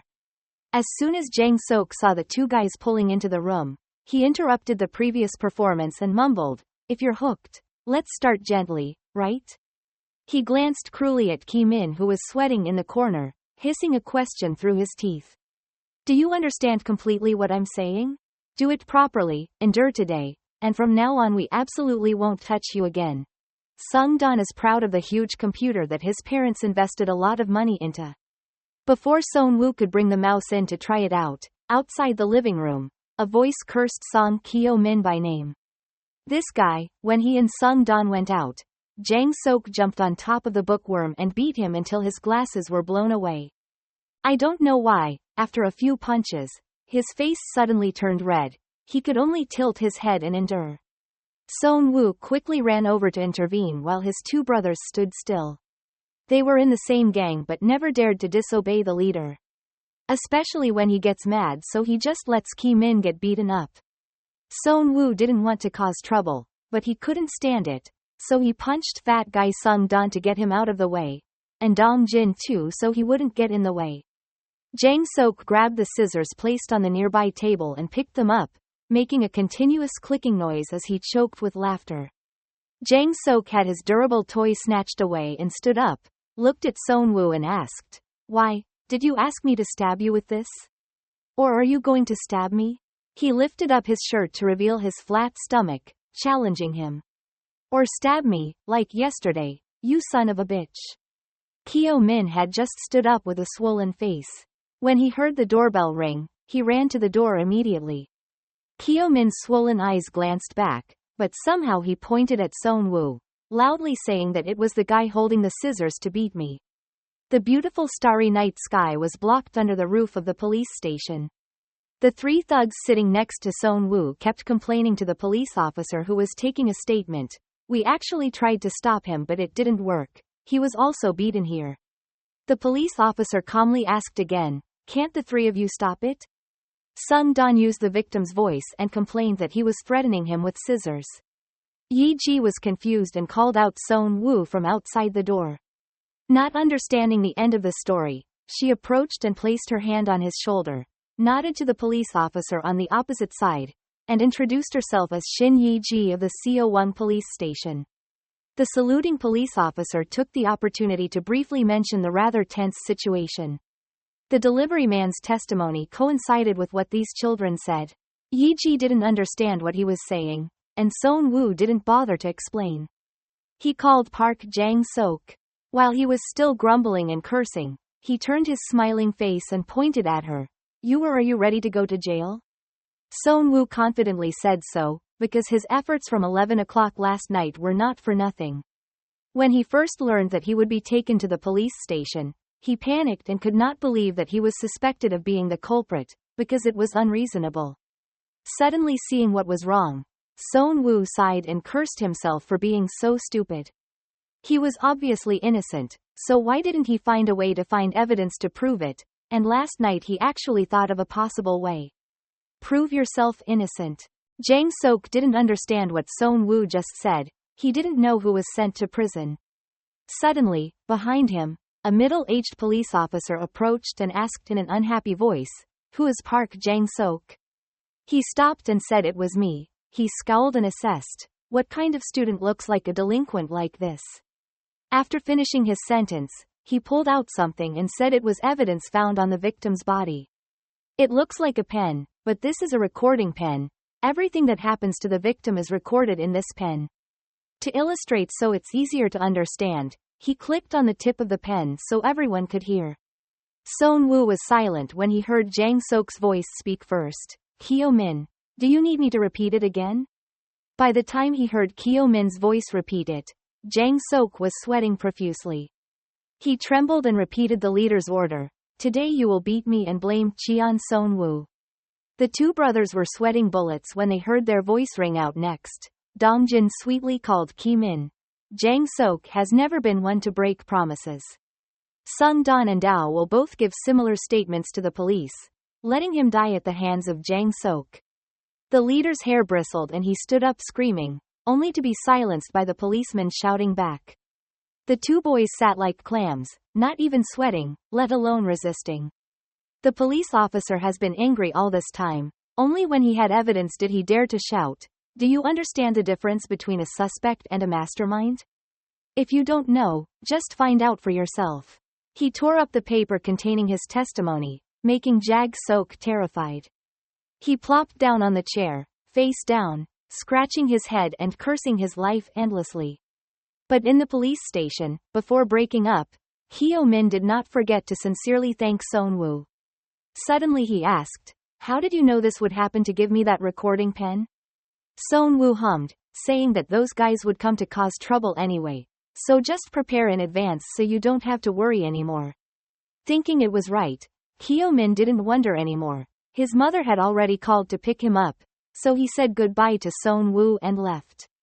C only waited until he was alone before going to announce the good news. In the immediate future, Jang-sok would be expelled because even if it was just school violence, the tactics were too barbaric. I have the same question as Kyo-min. How does Seon-woo have a recording pen? He was confused, thought about it and finally said it belonged to his father, found it among his grandfather's remaining belongings. You're busy now, let's go eat. Later, the two sisters folded a few pieces of hot grilled meat. It had been a long time since they had eaten together. Seon-woo was shy at first until Yi-ji asked, "I heard that your favorite food is pork ribs. Your voice sounds really gentle. Sometimes you send and receive emails from Uncle Woo-won. Dad always talks about you." She laughed until tears flowed when she saw Seon-woo jump up. He was afraid that he would say something that would hurt her. She freely said that her biological parents divorced when she was very young. Later, her mother remarried and left with another man, so she was raised by her grandmother. Giving her younger brother a piece of hot meat, she continued, that was also the reason why her family used to live next door and her parents helped her a lot. So let's just treat each other as family. Yi-ji smiled and closed her eyes. Just call me Kai. He was embarrassed to have to change his address, but Yi-ji smiled comfortably, as if she was already Seon-woo's sister. It was already 11 o'clock and Yi-ji called to tell her that she had returned safely. She didn't say it out loud, but she felt happy in her heart to be so cared for. Why didn't Dad tell me about this person sooner? Listen to the familiar sound in front of the glass. Please bring the device in. Seon-woo just realized it was time. He turned on the room light, put on his glasses and asked if there was no promotion. There was nothing worth reviewing today. Then take a 10-minute drive and the worst thing will happen tomorrow. Seon-woo opened his eyes again and found himself in class during break time. Someone's voice rang strangely in his ear. A strange boy was touching his hand towards him with a bright smile. Luckily he looked friendly. That look made Seon-woo hate him so much. No matter what he said, he was already smiling happily. He sighed and mumbled, "If you want to fight, then fight quickly." The other guy didn't understand what was going on, so he pointed at himself and asked, "Why should I hit you?" He stood up, face to face with the other guy. "Let me make the first move." His eyebrows furrowed, confusedly asking me what I did wrong that was so scary. "If you're in a bad mood, I'm sorry." Seon-woo listened and covered it up. The guy continued to apologize, saying that today was the first day he moved in, so why not sympathize? He returned to reality, threw away his glasses and mistakenly left alone. How could he say the worst thing would happen tomorrow and just say hello to a guy who had just entered the school? Is there any problem? Seon-woo thought about it, then put on his glasses and gloves, deciding he had to strike first and train to avoid missing the opportunity. So Seon-woo turned around and chanted for the guy to fall backwards, hitting his back hard against a pile of tables and chairs. He crawled up and apologized, making Seon-woo uncomfortable. He put his hands up in a defensive position. He spoke up and told her to go ahead. "Fuck you." Who would have thought that the new student would kneel on the ground, his hands rubbing miserably, making Seon-woo feel like he was an alien who had just landed here. Taking out his glasses again, the young man once again couldn't believe that this was the worst thing that could happen tomorrow. But then he leaned back against the door and exhaled. Suddenly, his eyes glanced at a few book titles: Stock Gods, Not Working But Still Having Food, Studying Virtual Currencies, etc. So he brought his glasses to try out a new idea he had come up with. Instead of worrying about fighting, how about using this to support other things? Being brought back to the classroom during break time and the stranger kept standing up and asking to get to know him. Seon-woo just focused on finding his phone and going to Google to search for today's stock price. As a high school student, at best he could only read the red color as the portfolio was increasing, then mumbled and memorized the current and yesterday's prices of some securities. He spent all his preview time scrolling through the stock list over and over again. As soon as his turn was over, he immediately rushed out to study and wrote down everything before forgetting it all. Opening the drawer, he immediately saw a thick bundle of money. Seon-woo counted it and there were 4.15 million soldiers inside. If I invest all this money and return 50%, tomorrow I will have 2 more bulbs. He rubbed his feet in discomfort. What he bought was a lottery book, but he couldn't see the results because in Korea, the numbers are only after 9 o'clock. The glasses only allow you to see the worst time, but do not allow you to choose when to watch. He angrily threw the phone away. There's no way to use this ability just because you're a minor, really. After being angry for a bit, Seon-woo sadly made a mistake. Is this me who doesn't have parents so I have to live in sadness? Suddenly remembering what Yeji said last night, thanks to her parents, she was able to rely on her when she was in high school and even asked the military to call her Kai to be more friendly. Quickly grabbing the phone, he nervously called Ms. Yeji, deciding to let her receive the money, and if possible, ask for half later. The phone rang and the police officer picked up the phone. I heard Seon-woo's slightly panicked voice on the other side. Sister, please write down what I said. First was the stock. He read a series from name to ticker with an extremely urgent voice, in exchange for Yeji's laughter. So the young man got upset and asked her how much money she had. Just go all in and trust me. In the end, he even stole my piggy bank to put it in the lottery and gamble. Scary investment addiction. Any kind of addiction. Seon-woo trembled, eyes wide open, trying to find words to explain. I admire Yeji but don't know what to say. The tone turned to pleading. Sister, please believe me for once. This is real. She was still giggling on the other end of the line, reminding everyone that when they first started, everyone had the same thought. Suddenly I heard Seon-woo's firm voice on the other side. No, I'm 100% sure because I already have a way to know everything in advance.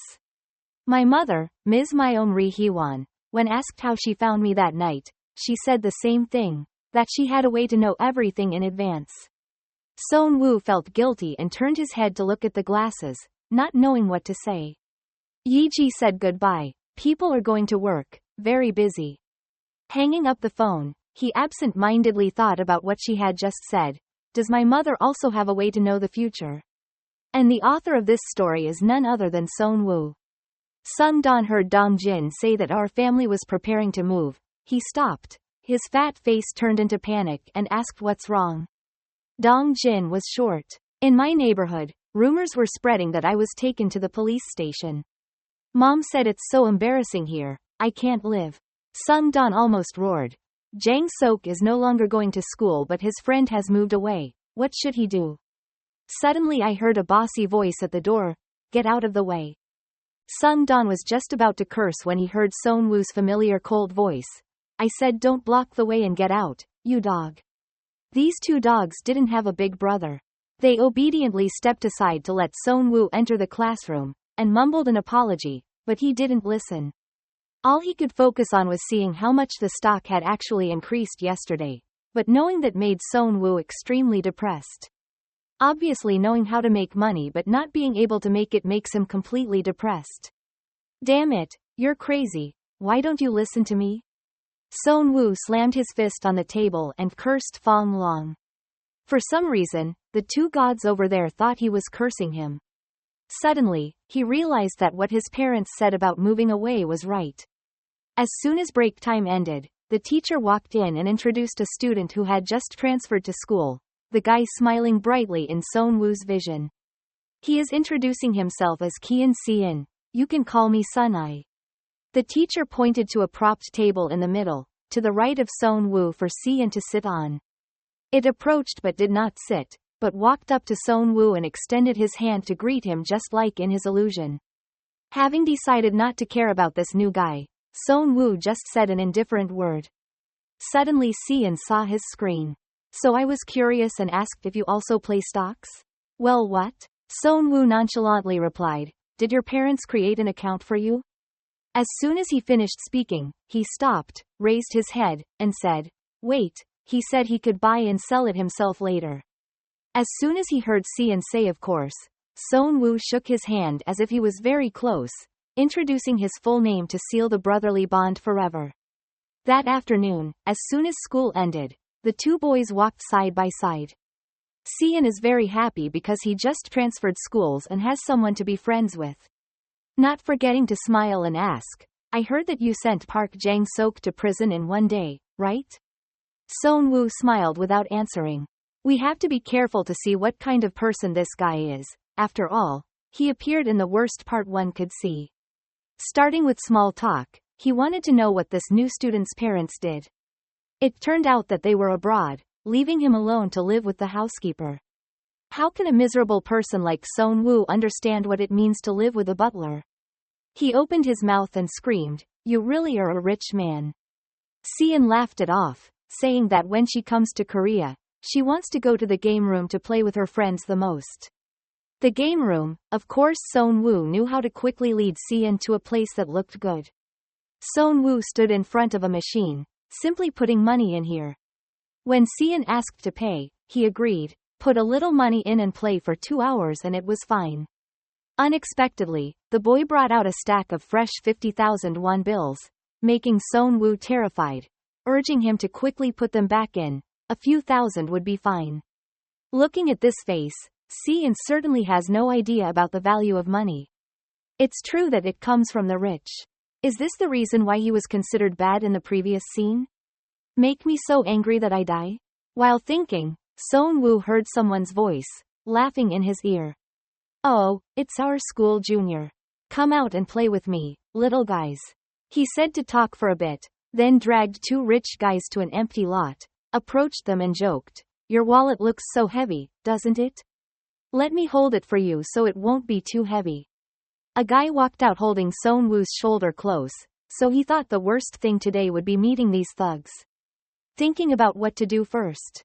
Suddenly the Seon bell rang out extremely calmly. Yes, let me give it. He rummaged through his bag to get his wallet, then asked the person how much he should give. Son Woo felt very strange, grabbed Cian's wrist and stopped him immediately. In front of the bullies, he did not allow his friend to offer money to these thugs. They heard it was very bitter. The owner of that money wanted to give it away. So why are you interfering? What kind of thing speaks up? A guy with curly hair laughed and interjected. I realized it. Isn't that Cheon Son Woo facing first-year Jang Sok? Well, I heard it's not just that, smashing school glass and killing people at the same time. Son Woo was bewildered to hear what they were talking about, but he could hear it clearly. Mainly talking about the case because of him. Jang Sok had to eat government meals for several years. A guy with a bald head. A crab came and mocked. Did your father die to turn into this form? He lowered his head and looked unhappy, grumbling and warning them not to talk like that, but they were not afraid. With just one command, the big guy named Seong Bum gave Son Woo a strong blow on the bridge of Son Woo's nose, knocking him out into the corner of the wall, his back hitting the furniture. The thug challenged me, if you're good at it, try breaking the window or calling the police. He raised his foot to kick Son Woo's head, muttering that he wasn't a student but was afraid of being discovered. The thugs didn't want to fight anymore, grabbed the wallet and walked away laughing. Just by looking at it, I could see there was a lot of money inside. The two guys walked away happily holding each other's shoulders. Suddenly, for some reason, I heard Son Woo's voice in my ear. You said you would kill me. Both guys turned around to see which one was being rude. Unexpectedly, Son Woo's face was challenging, so kill me and leave. Not a challenge, Wang Min turned around and punched him in the cheek, then kicked Son Woo right in the chin, causing him to slam into a nearby vending machine. Right at the end of the alley was a cold voice. Stop. Someone with an unknown face in a black suit chased the thugs away with an indifferent expression, like an adult who didn't want to see children fighting. Seong Bum rubbed his head and pretended to be annoyed, asking this uncle to pretend he didn't see anything and then leave. He raised his hand to push the person away and threaten him, but unexpectedly his hand was caught and the fan was turned aside, his mouth yowling like a beaten dog. The other person kept repeating the same sentence, saying stop and go away. Late that night, Son Woo's attic room was half lit. Because only the living room light illuminated the clock showing 10:30 p.m. He rubbed his sore head and heard his friend say he didn't remember anything. Just now an uncle passed by us. You went to the emergency room due to concussion symptoms but insisted on going home. So I brought you here. Lay down and slept until you woke up. He quickly lied and rubbed his sore neck. Cian believed it no matter what he said, but Son Woo had no clue. Fortunately, Cian was not suspicious at all to be able to chase him away so easily. As soon as he closed the glass door, he asked to bring in the equipment. He silently cursed, not knowing what was going on in his head, for daring to bring someone else in here. The image of his father appearing to congratulate Cheon Son Woo on reaching level 6 made him extremely excited. These past few days leveling has been much slower than before. The new skill increases the preview time to 20 minutes and allows players to train up to 15 times. What happened today is allowed to review and practice within 2 hours. It couldn't be helped. Hearing the system announce that tomorrow would be the worst day, Son Woo also wanted to see what it would be like, realizing in his eyes that he was in the neighborhood nearby. Near the house, before long, the sound of tearing wind rushed into his ears and the piercing pain from behind made him lose his mind. Son Woo turned his head with difficulty and asked the guy who stabbed him, luckily, but he didn't say anything before he pulled out the knife and ran away. So the young man was logged out, confused that he would be stabbed tomorrow. The feeling of anger behind him still remained, making Son Woo extremely wonder who would stab him with a knife tomorrow night and then run away. Of course there is no answer, the only way is to practice.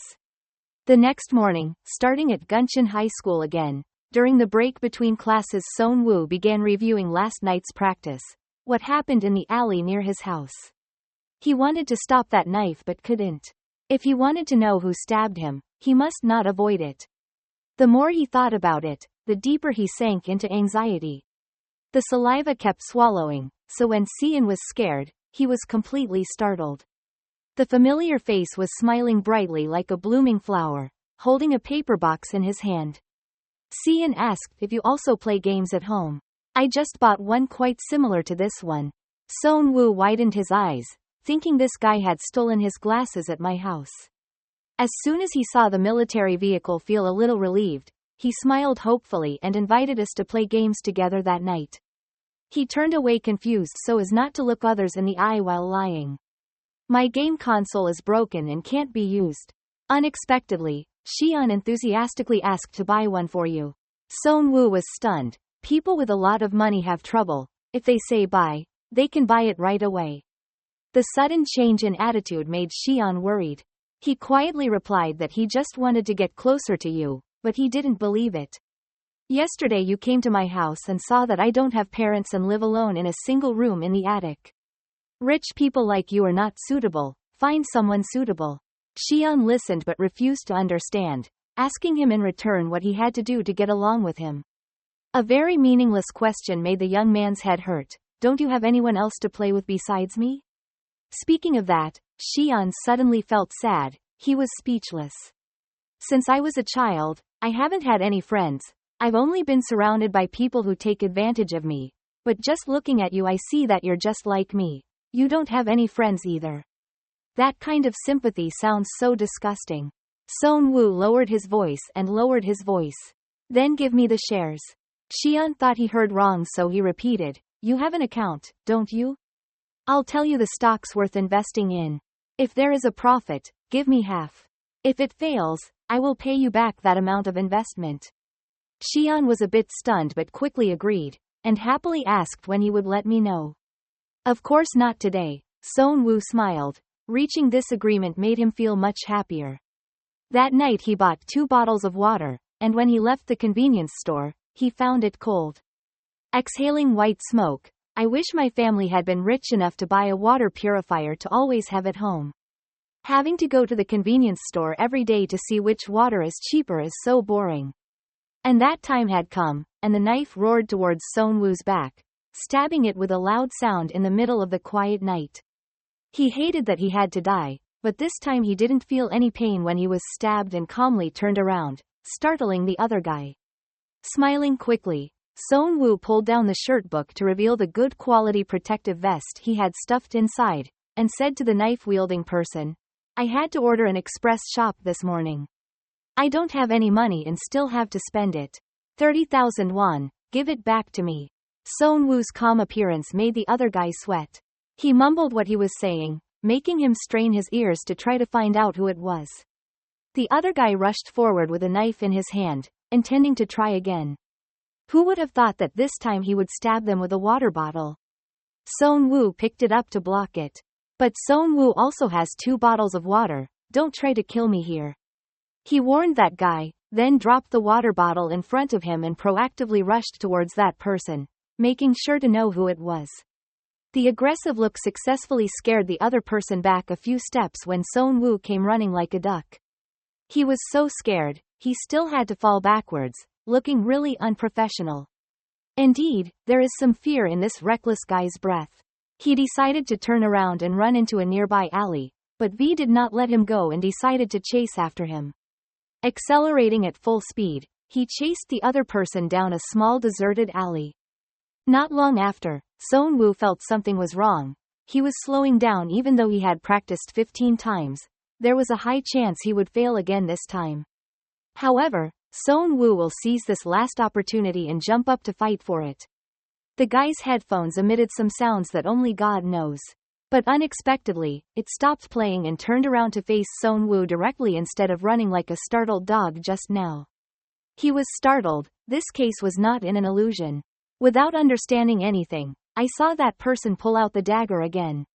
Son Woo began to be dazed and backed away as that guy came closer and closer to him. Damn it, what will I do if it comes? He was planning to play the card. Suddenly his heel kicked a few bricks. He fell on his butt onto the concrete floor. The water bottle that was the only weapon in his hand flew out. Right at that moment, the other person threw his body up and stabbed the knife. Even though he saw it, Son Woo couldn't stand up in time, using all his strength as a 17-year-old boy. He raised his hands to block the murderer's path. The tip of the knife was less than 10 centimeters from his face when his desire to live was stronger than ever. Son Woo gritted his teeth unwillingly. Even if he died, he still had to know who killed him. Who are you anyway, you bastard? Son Woo felt his hands weaken, suddenly heard a loud scream behind him. Someone was there doing something. It was Ms. Yi-ji, who saw what was happening, held up her branch card and shouted, "I'm a police officer, quickly put down the knife. If you don't do it, I'll shoot you." Kua covered his face still very stubbornly, but when he heard more encouragement from Son Woo, he tried to run away. Yi-ji did not chase after him but went to help his younger brother who had just returned from death's door. A moment later the two sisters were sitting and talking on the terrace. It turned out that Yi-ji stopped by the house to talk to Son Woo a bit because he was busy during the day, and luckily met him right when he almost signed up. "But you really can't see who that person is. Can you guess who it is?" Son Woo shook his head slightly to say no. His brain was now filled with disappointment in himself. Speaking of the bulletproof vest, Yi-ji was extremely curious as to how the military vehicle knew that today he would be attacked in the face first. He was confused and then pushed the reason back to his father. "Well, sometimes I'm a bit worried about changing like my dad, so I have a habit of dressing like that." It sounded reasonable, so Yi-ji didn't ask anymore, put her hand in her pocket and rummaged, saying that tomorrow she would look through all the cameras around here to find the culprit soon, pushing the envelope forward. Yi-ji gently said, "The other day when I talked about money with you, I suddenly remembered that it seemed like I didn't give you enough living expenses. The remaining money is still enough to live, but Son Woo doesn't believe he can't convince Yi-ji. As for the question, are you not planning to invest anything? Trust me for once, no matter what you'll get it." Looking at his tense look, Yi-ji emphasized that even if he wins 10 times or 100 times, he will spend it all. It is a type of gambling to win money. Knowing what she was saying was right, Son Woo stubbornly wanted to convince him more. He was about to say something, but suddenly he remembered the scene in the small alley just now. The other guy turned around with a sweet potato and slowly walked towards him. Then he ran out of words to say and hung his head sadly. Seeing that, she held out a device with 2 sharp ends and showed Son Woo how to use it, saying it was an electric gun used for self-defense. After telling his uncle, Yi-ji felt reassured and prepared to leave, not forgetting to tell him to lock the door carefully before he fell asleep. But he didn't sleep. He waited exactly at 11 p.m. to put on his glasses and review the situation of the guy holding the knife trying to kill him today. From a third person's perspective, that person was a head taller than Son Woo, about over 1 meter 8. At his feet was a pair of normal jogging shoes. I don't know which market he bought them from. Black mask, black shirt, black hat, and it was dark so I couldn't see his appearance clearly. But wait, there's a white thing in his ear. Is it a wireless headset?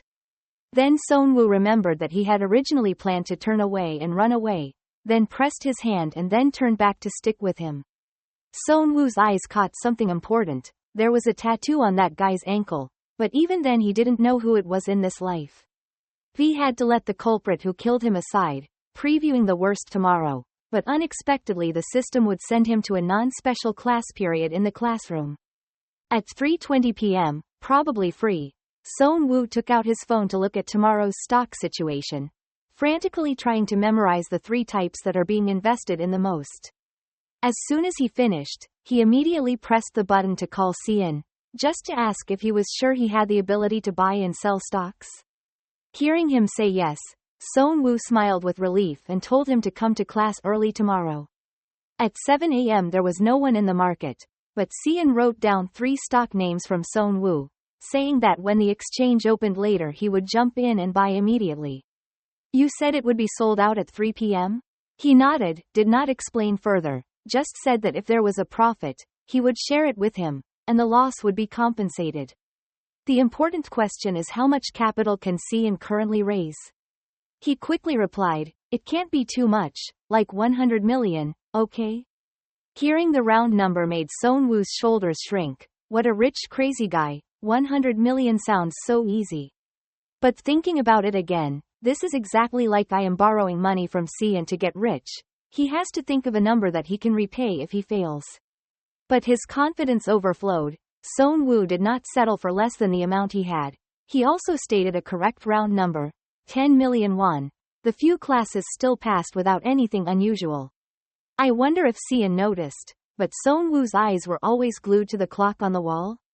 After 4 hours, without knowing who was richer than the other, Cian yelled at him to go to the bathroom, happily sharing the screen for Seonwoo to watch.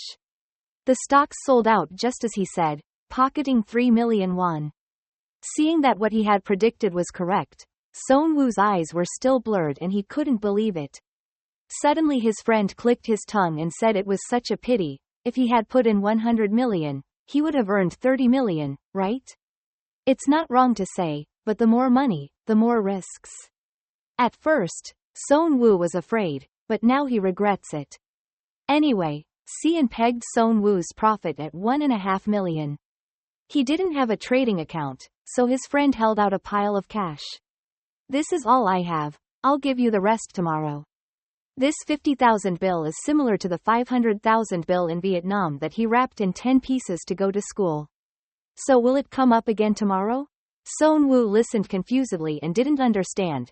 Cian repeated, you will know about that stock tomorrow, try 100 million. Another day of waiting for 11 p.m. to arrive. There was still nearly half an hour left, so Seonwoo pulled out the stack of money and placed it in front of him to think. Inside this white envelope was recently given to him by the police officer.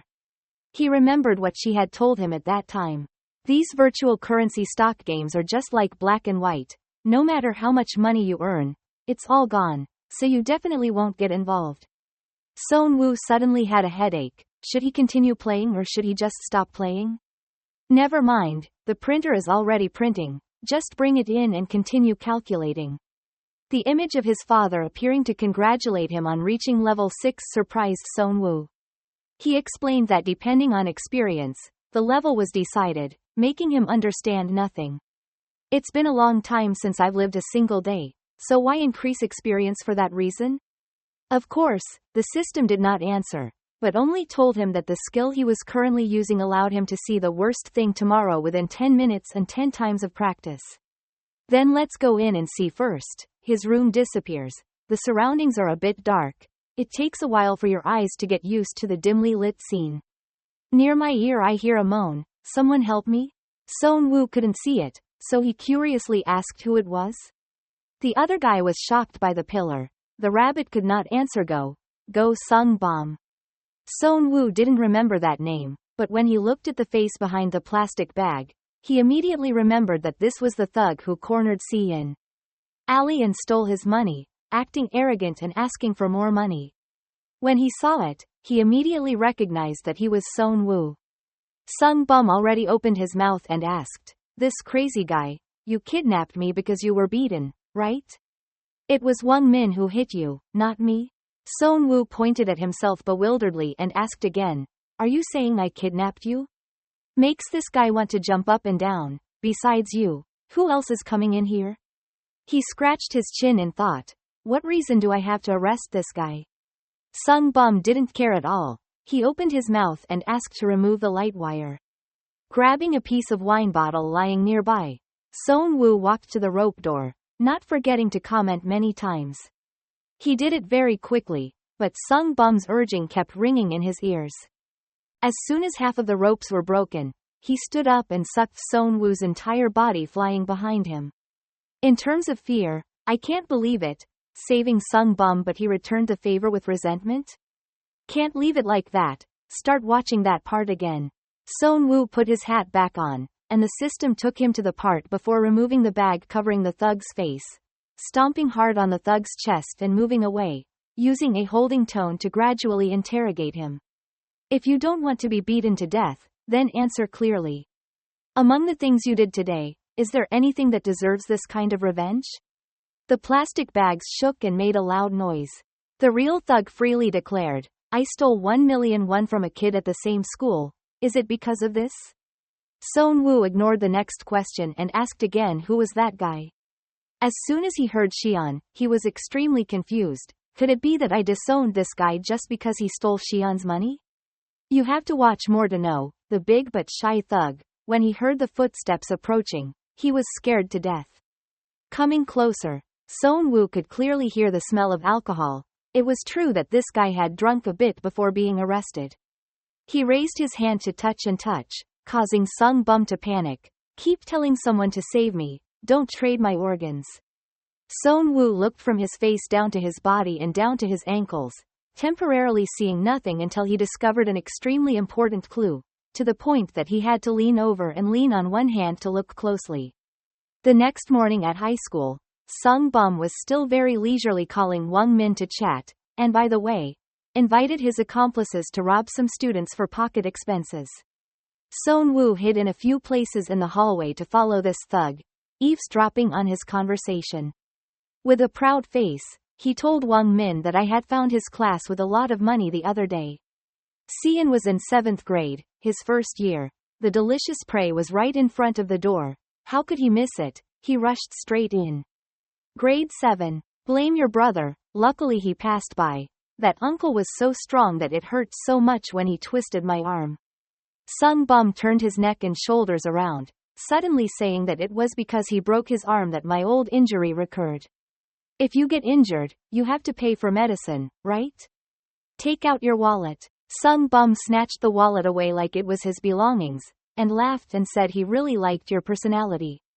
He pulled out a stack of 50,000 won bills, mumbled, this guy really is a rich kid. Then he calmly stuffed the pile of money into his pocket. This day, every day I will take half of the money from your wallet, just like you were bullied. Bring money every day tomorrow, or I will curse you. Looking at Xian obediently, bowing his head and saying yes to his senior, the thug was very happy, reaching out to wipe his head and whisper. If anyone at school bothers you, just say so, I'll beat them all. I'm Go Sung Bum, just saying my name is enough to scare people to death. Suddenly, Son Woo's voice rang out nearby, causing the fun to stop.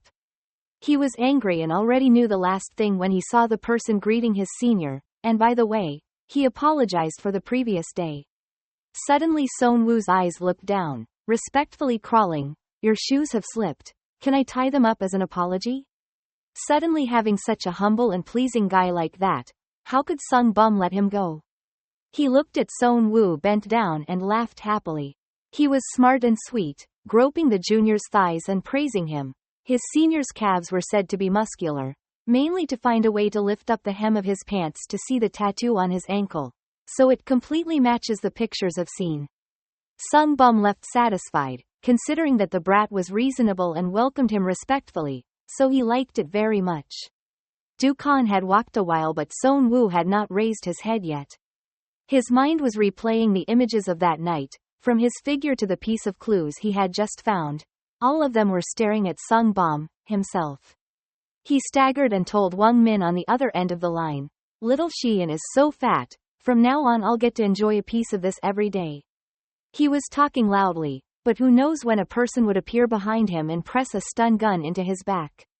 He jumped, bared his teeth, then fell to the ground, face a long way down. Under the black hood and mask, there was no one else but Son Woo. The electric gun was still clicking in his hand. Although the alley was deserted, no one could see this. You must know who it is. Son Woo rolled down alone and dragged Sung Bum's strong body onto the cart. You must have an answer for yourself today. So the scene in the illusion finally happened. In the corner of the construction site, Sung Bum was shaking like a leaf. He didn't know who arrested him, but he kept saying, please let me go. Son Woo stood looking at it and thought, last night after 10 times of watching and rewatching and practicing, I tried everything to get him to reveal the reason for stabbing me and the mastermind behind it. After a long night of thinking, Son Woo suddenly realized, so this time, he leisurely walked over to grab Sung Bum's leg to find a matchmaker. Just holding it made him scream and burst while Son Woo just looked at the tattoo, wondering if there would ever be a second child with a tattoo like this. So he suddenly asked, why do you have a tattoo on your ankle? Sung Bum didn't answer but was startled. His voice was sweet and sweet, if you don't like it, I'll erase it immediately. He's not stupid, he asked for an answer right away. Mr. Boom honestly declared, when I was in middle school, I joined a track and field team, and the whole group had this tattoo. As soon as he heard 10, he asked Sung Bum to list each of them, but before Son Woo knew it, he heard the phone ring loudly and it was Xian calling. Son Woo turned around and pressed the button to listen, but he didn't expect the other party to make a video call. He clearly saw that his friend was frozen, with tape pulled across his mouth. No sound. The beetle nut's small nostrils made Son Woo startled and run out, leaving Sung Bum still stiff on the pole. Panicked, he asked what happened. Luckily, the other party pulled down the tape so Xian could answer. He coughed and said to Son Woo for help. I couldn't find you answering the phone, so I went to the house to look for him. I was brought here. Son Woo asked, who are you and where are you? Suddenly the camera switched to a wider angle. He was surprised to realize that it was the nephew who had stabbed him with the same black tree the day before. Son Woo held still and listened to what he said in a monotone voice. Listen carefully to what I'm about to say. Fortunately, if you call the police, I'll deal with this guy right away. He stared at the camera. I know you can find us, or come here at this time tomorrow. If you can't find this place, your friend will die. That's it. V was about to curse or get some more clues, but that bastard hung up the phone. Running all the way back to his simple house, Son Woo slammed the door open. As soon as he entered, he met a person breathing like a cow who had just plowed half a field. Damn it, I can't call the police. Can I find that place before tomorrow? Suddenly feeling a chill in his heart, Son Woo glanced at the green light on the glasses, wondering if someone knew about his ability to see the future. Far away, in a mini apartment complex, Xian's kidnappers knew no one could see through the window, so they didn't bother trying to stop him. A skinny guy smoked a cigarette and asked the fat guy with two hairs who was chewing next to him, "He's so noisy, please put more tape." The dirty hand put a piece of tape on Xian's face, wiped the gourd and asked me if I had hit him so hard that he was bleeding so much. He was so weak that the whole tent was broken. Looking at Wang Min who was sitting grumpy, his accomplices asked if he was okay. We're just going to teach him a lesson. Are we going too far or we'll die if something happens? He still had the wireless headset plugged in, barely able to answer 2 words, and kept his mouth shut. Only Wang Min knew that he had become an intentional murderer. He was already in too deep, but the others didn't know. Actually, Wang Min didn't blame the army just because of his rich friend's money scandal, but the story actually started a few days ago. This thug came to a luxurious place filled with golden lights. On the table there were already 2 daggers, a pile of 5 million in money and several photos of Son Woo from different angles. He received orders from the leader of the gang to use a knife to stab the guy in the photo tomorrow to prevent him from turning evidence, so he had to have 2 ready.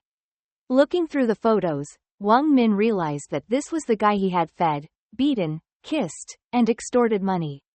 At that time, he beat Son Woo but only with his hands and feet. His life was not in danger. Now looking at these photos, Wang Min was surprised and said, "This guy is a junior at my school." His big brother sneered, "Expelled him from school like you but also has juniors? Anyway, if you do this well, I'll let you and your juniors join our guild." He put out his cigarette, making a promise like that. Why would he go around the neighborhood all day scaring children? The road was wide open, but Wang Min still didn't forget to wonder, why did he have to stab this guy like that? Big brother grabbed the ashtray on the table and threw it straight at his head, cursing furiously, asking that beep, "How'd I know, you idiot? That's an order from above, they say stab then stab, no wonder." Blood flowed down his left eye, but Wang Min still had to obey. "If you can track it, stab it and get out." Taking this one more, Big brother threw something to Wang Min. He sadly asked what it was, but he heard Big brother cursing and wanted to eat more. "It's a wireless headset, put it on." Now he sits alone, pondering. A few days before, it was clear that Son Woo knew I was going to approach him, so he put on a bulletproof vest and then the police suddenly appeared at the right time. Wang Min brought headphones but didn't dare ask the other person. He secretly thought that that guy had a back photo or something. Then why should they do that? Would Son Woo know this location and come here to find me?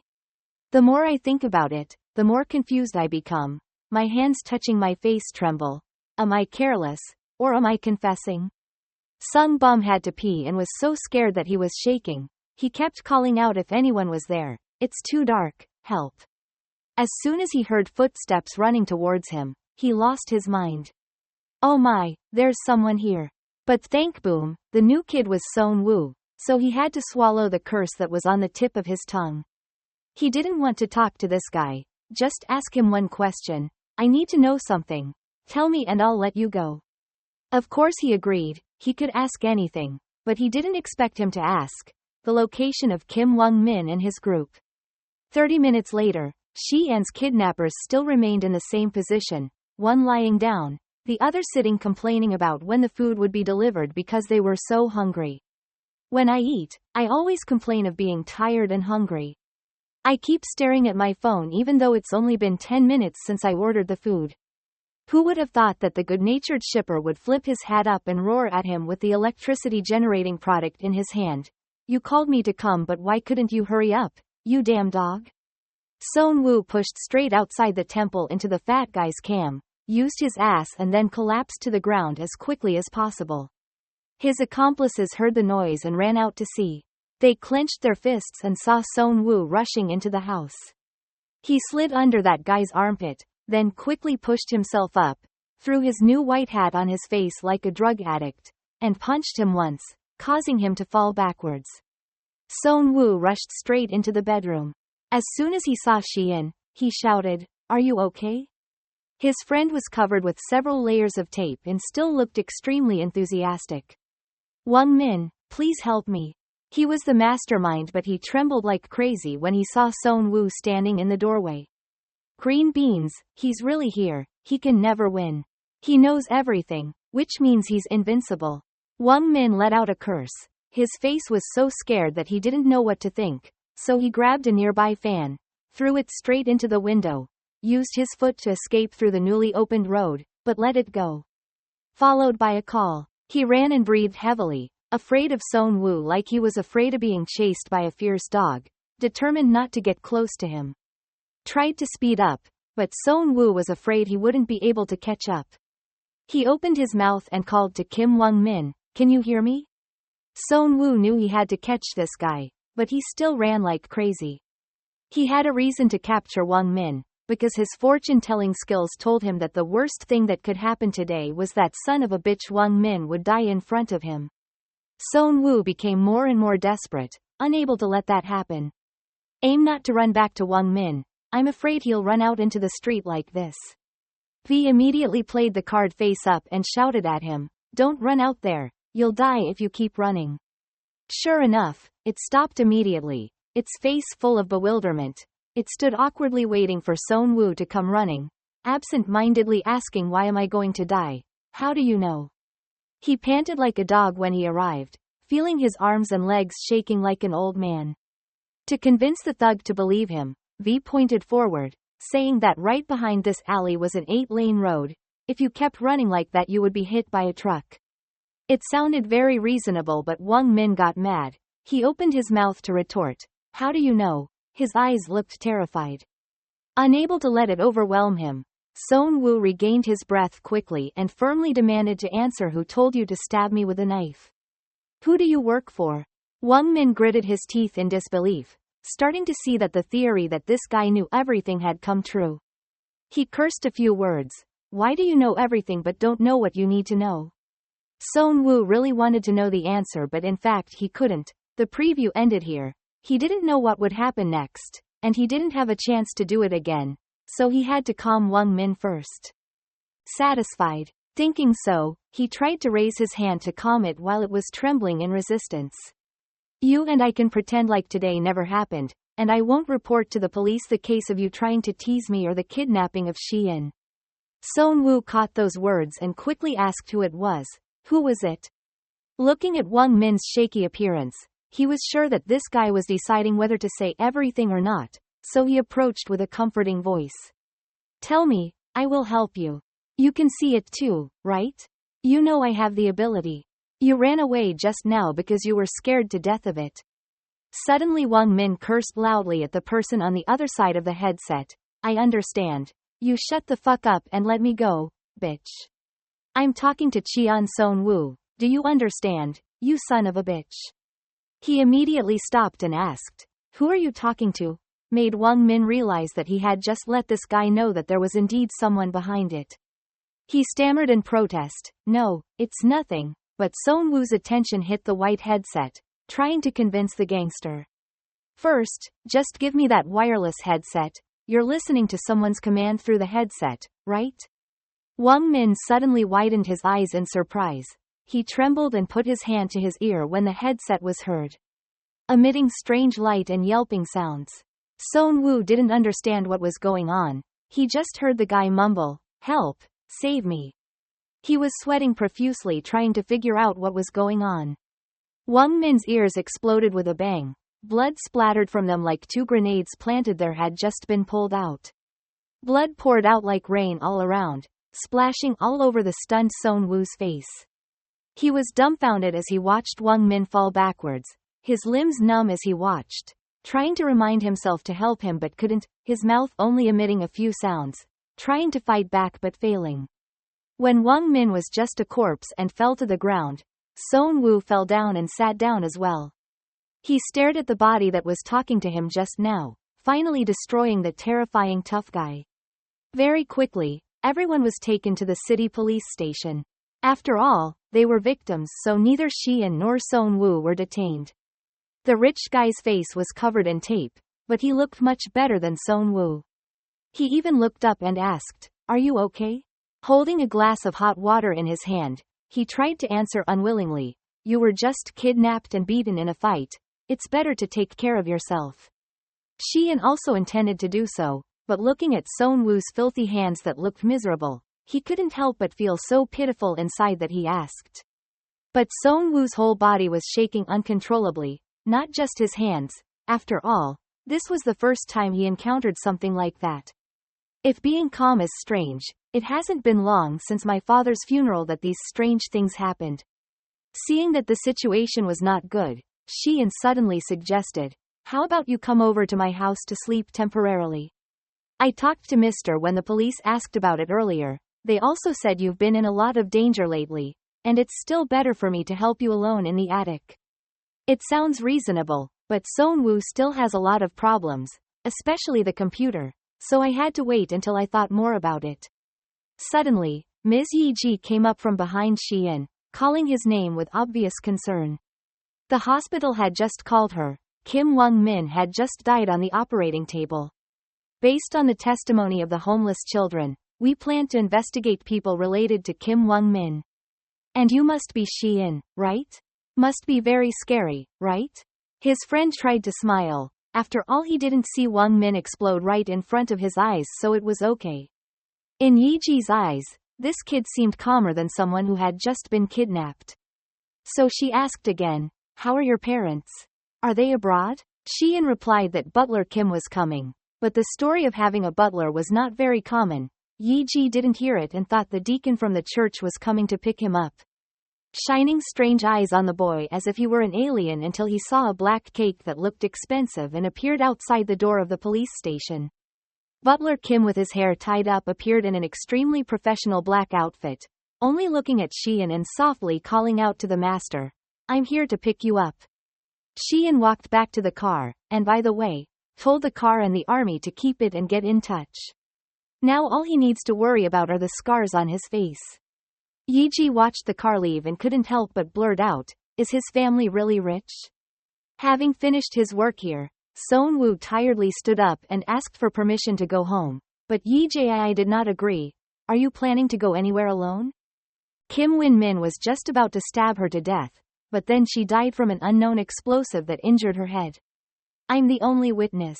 Sonwoo remained silent as Yiji continued, "If this makes you feel uncomfortable, I'm sorry, but right now you are also a suspect in the Kim Wang Min case."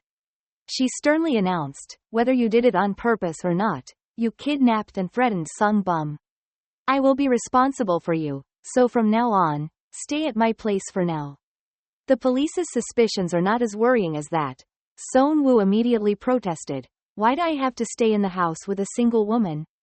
Miss, even though this is also an order from the police, stop whining and go pack your things and move them to my house today." So there was no way to argue. That night Sonwoo carried his things to Ms. Yiji's apartment in a complex building. As soon as he arrived, his eyes fell on a room full of gym equipment. There are not many special items other than the necessary things, making the young man wonder if this is a house or a hair salon. Yiji pointed to a corner where there was a defense room. As soon as he entered the room, Seon-woo carefully locked the door. His clothes were still in his backpack. The first thing he opened was the box containing the future seeing kit. Although there was no way to refuse, I had to admit that staying at the police house felt much safer. He ran his hand over the glass, thinking to himself that this was not the attic room he was familiar with. He didn't know if it would work anywhere else. It's truly a prophetic mirror. As soon as I pick it up, it's like a chimpanzee. People are tired to death and ask nonsense. Yiji asks in return, "Do you need something?" Seon-woo said no, then went into the room and immediately put on his glasses, guessing that the volume wouldn't alert the outside and the device would work elsewhere. Very quickly, the image of his father appeared congratulating him on reaching level 7, making Seon-woo very surprised. The last time he used it, he was still at level 5. After only one day, he had increased a few levels by 2 levels. At first Seon-woo thought it was a useless skill, waiting for him to realize that there was indeed a sound he wanted to know. Loudly shouting, watching again, Seon-woo wanted to review the conversation between himself and Wang Win yesterday. The part where he had just caught up with the gangster, right before he got mad and touched his ear. Yes, right there. Seon-woo told the system to stop this image and increase the sound in his hand right there. Sure enough, it worked. On the other side was a voice of unknown gender urging Wang Win. "This is your final warning, turn around and run away. If you don't listen, I will kill you." 10 short seconds only allowed Seon-woo to hear so much. He was brought back, knowing that the voice had been distorted. From the content he heard, he was horrified to realize that the headset did not suddenly explode. Clearly someone had detonated it from afar. Just like the time Kim Wang-win was about to stab me, the person who made that voice changed the situation I saw in the previous viewing. Seon-woo tried to piece together the pieces in his mind, coming to the conclusion that there was someone stronger than him and knew about his preview ability. But no matter who it is, I can't find out who it is.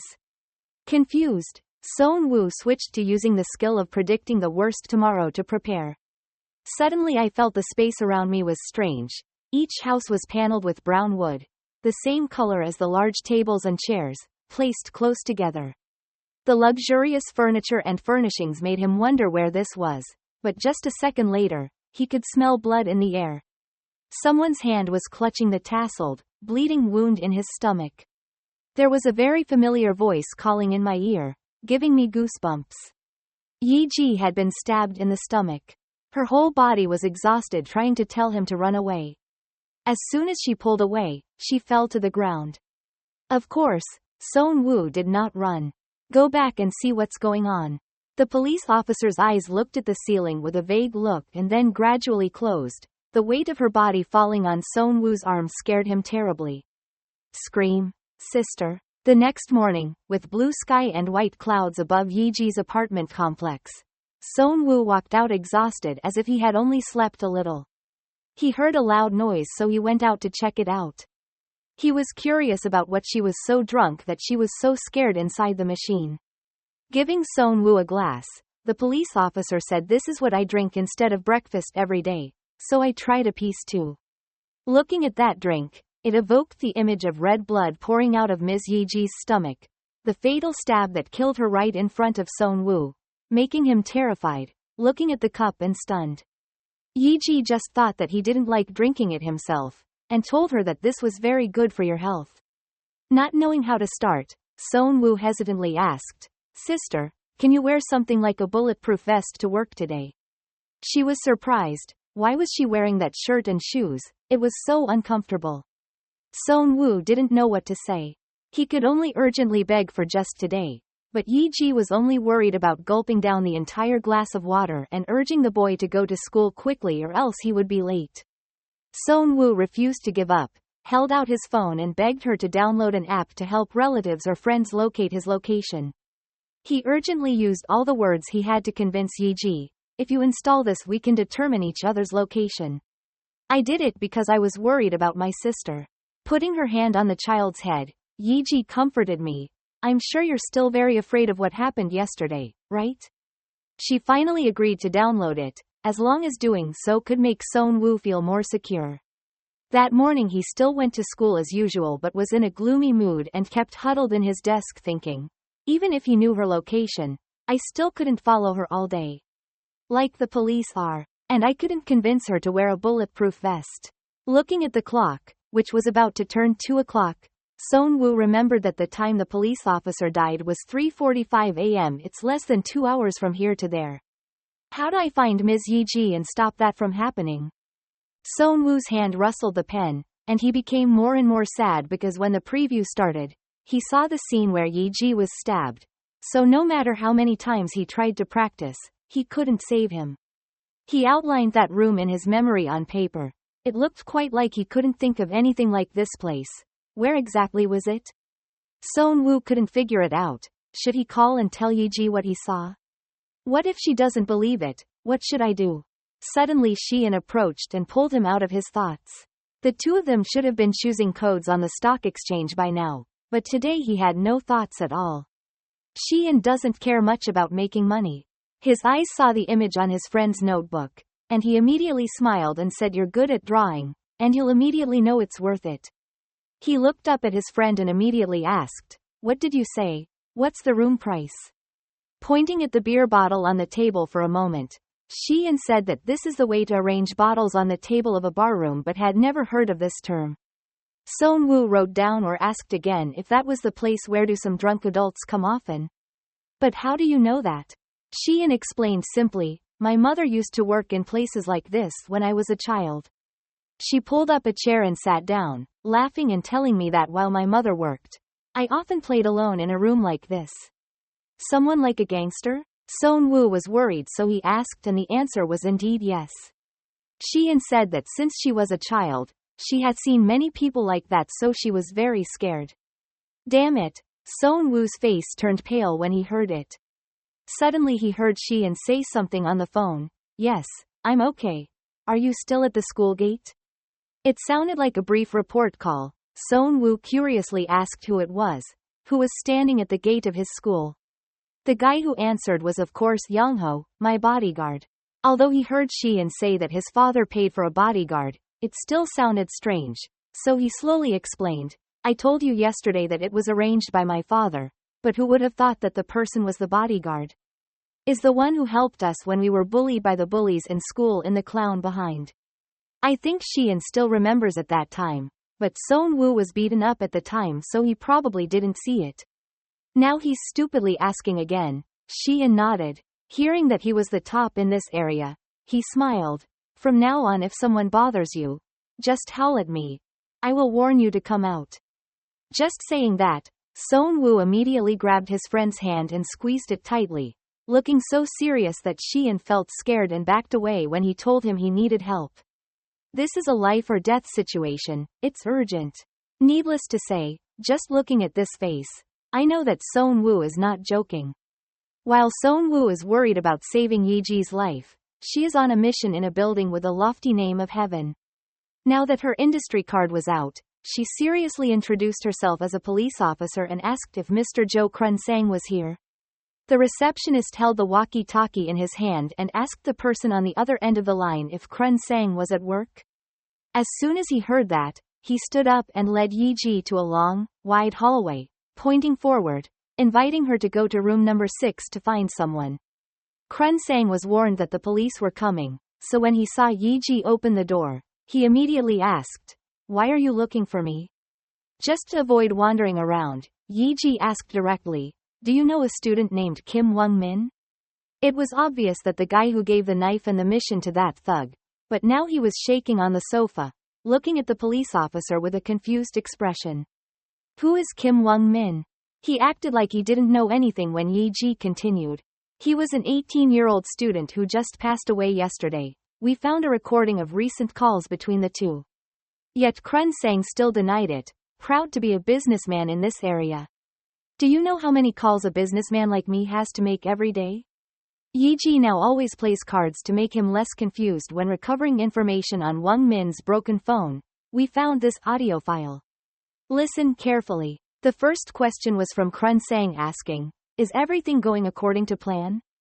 But maybe because it was new, he didn't realize it was his voice. That was Wang Min's obsequious voice. Yes, I kidnapped Sonwoo's friend and followed the plan you instructed. The recording is only 13 seconds long but immediately has the sentence Krun Sang calling Wang Min by name. Good job. There's good news waiting for you when everything is over.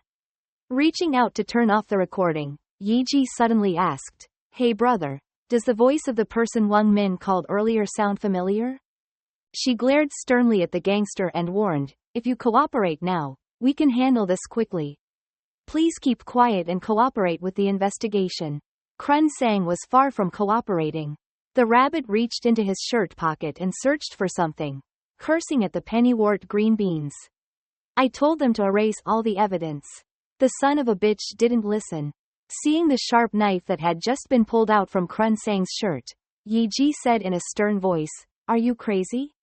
She immediately took a defensive stance while constantly reminding her, daring to use a weapon in front of an investigator from the police headquarters. What the hell is a gangster afraid of? He roared, Do you want to try? Then he tightened his grip on the knife and rushed towards Yi Ji, determined to kill this policewoman for the job to be done. Easily dodging the attack, she grabbed the man's right wrist. Using his left index finger, he pushed Krun Sang's teeth hard, causing him to fall back, blood splattering. The knife in his hand lost control and fell to the floor with a clanging sound. Having lost his weapon and his nostrils burning beetle, Krun Sang rolled on the floor in pain as if he hadn't fought anyone for a long time. Yi Ji flew the knife far away. Without missing a beat, the police approached the gangster who was covering his muzzle miserably, warning him to shut his mouth.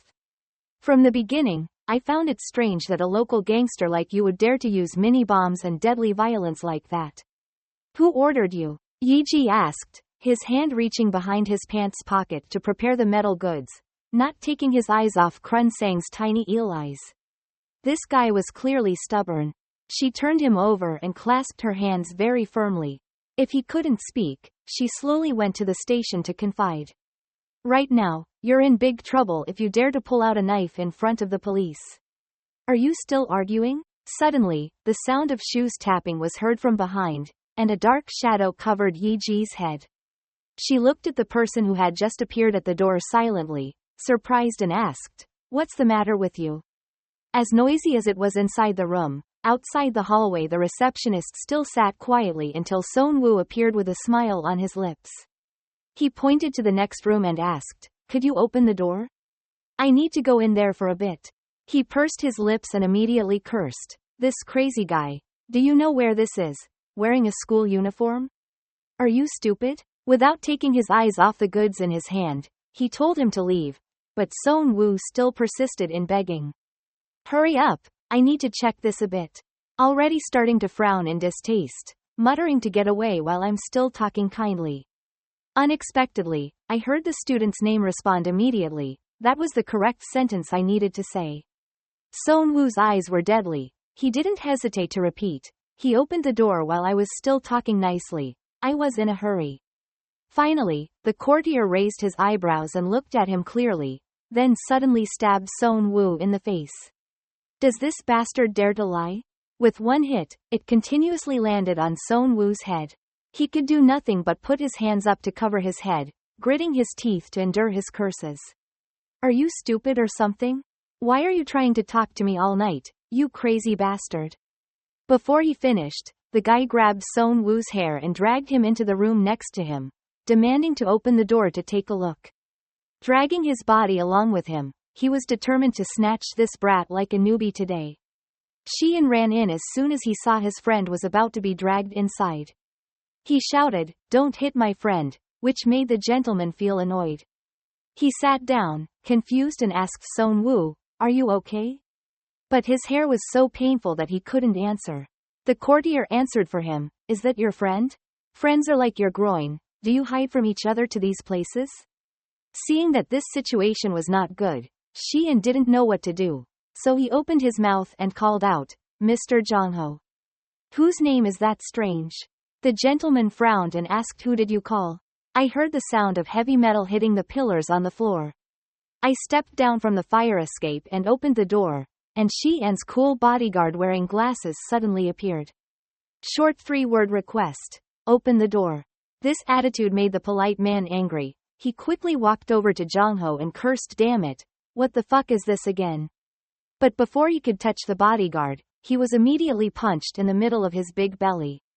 Hearing a gurgling sound, the whole person flew backwards full of ghosts. Waiting for the gentleman to hit his back on the tile floor in pain. Jong-ho repeated, opening the door. This shot hurt so much that his brain felt like it was going to turn upside down. The servant knew he had encountered something, but he couldn't just open the door. Jong-ho told the person to come first so he could see his face more clearly, and remind him that if you don't open it, I'll take it down myself.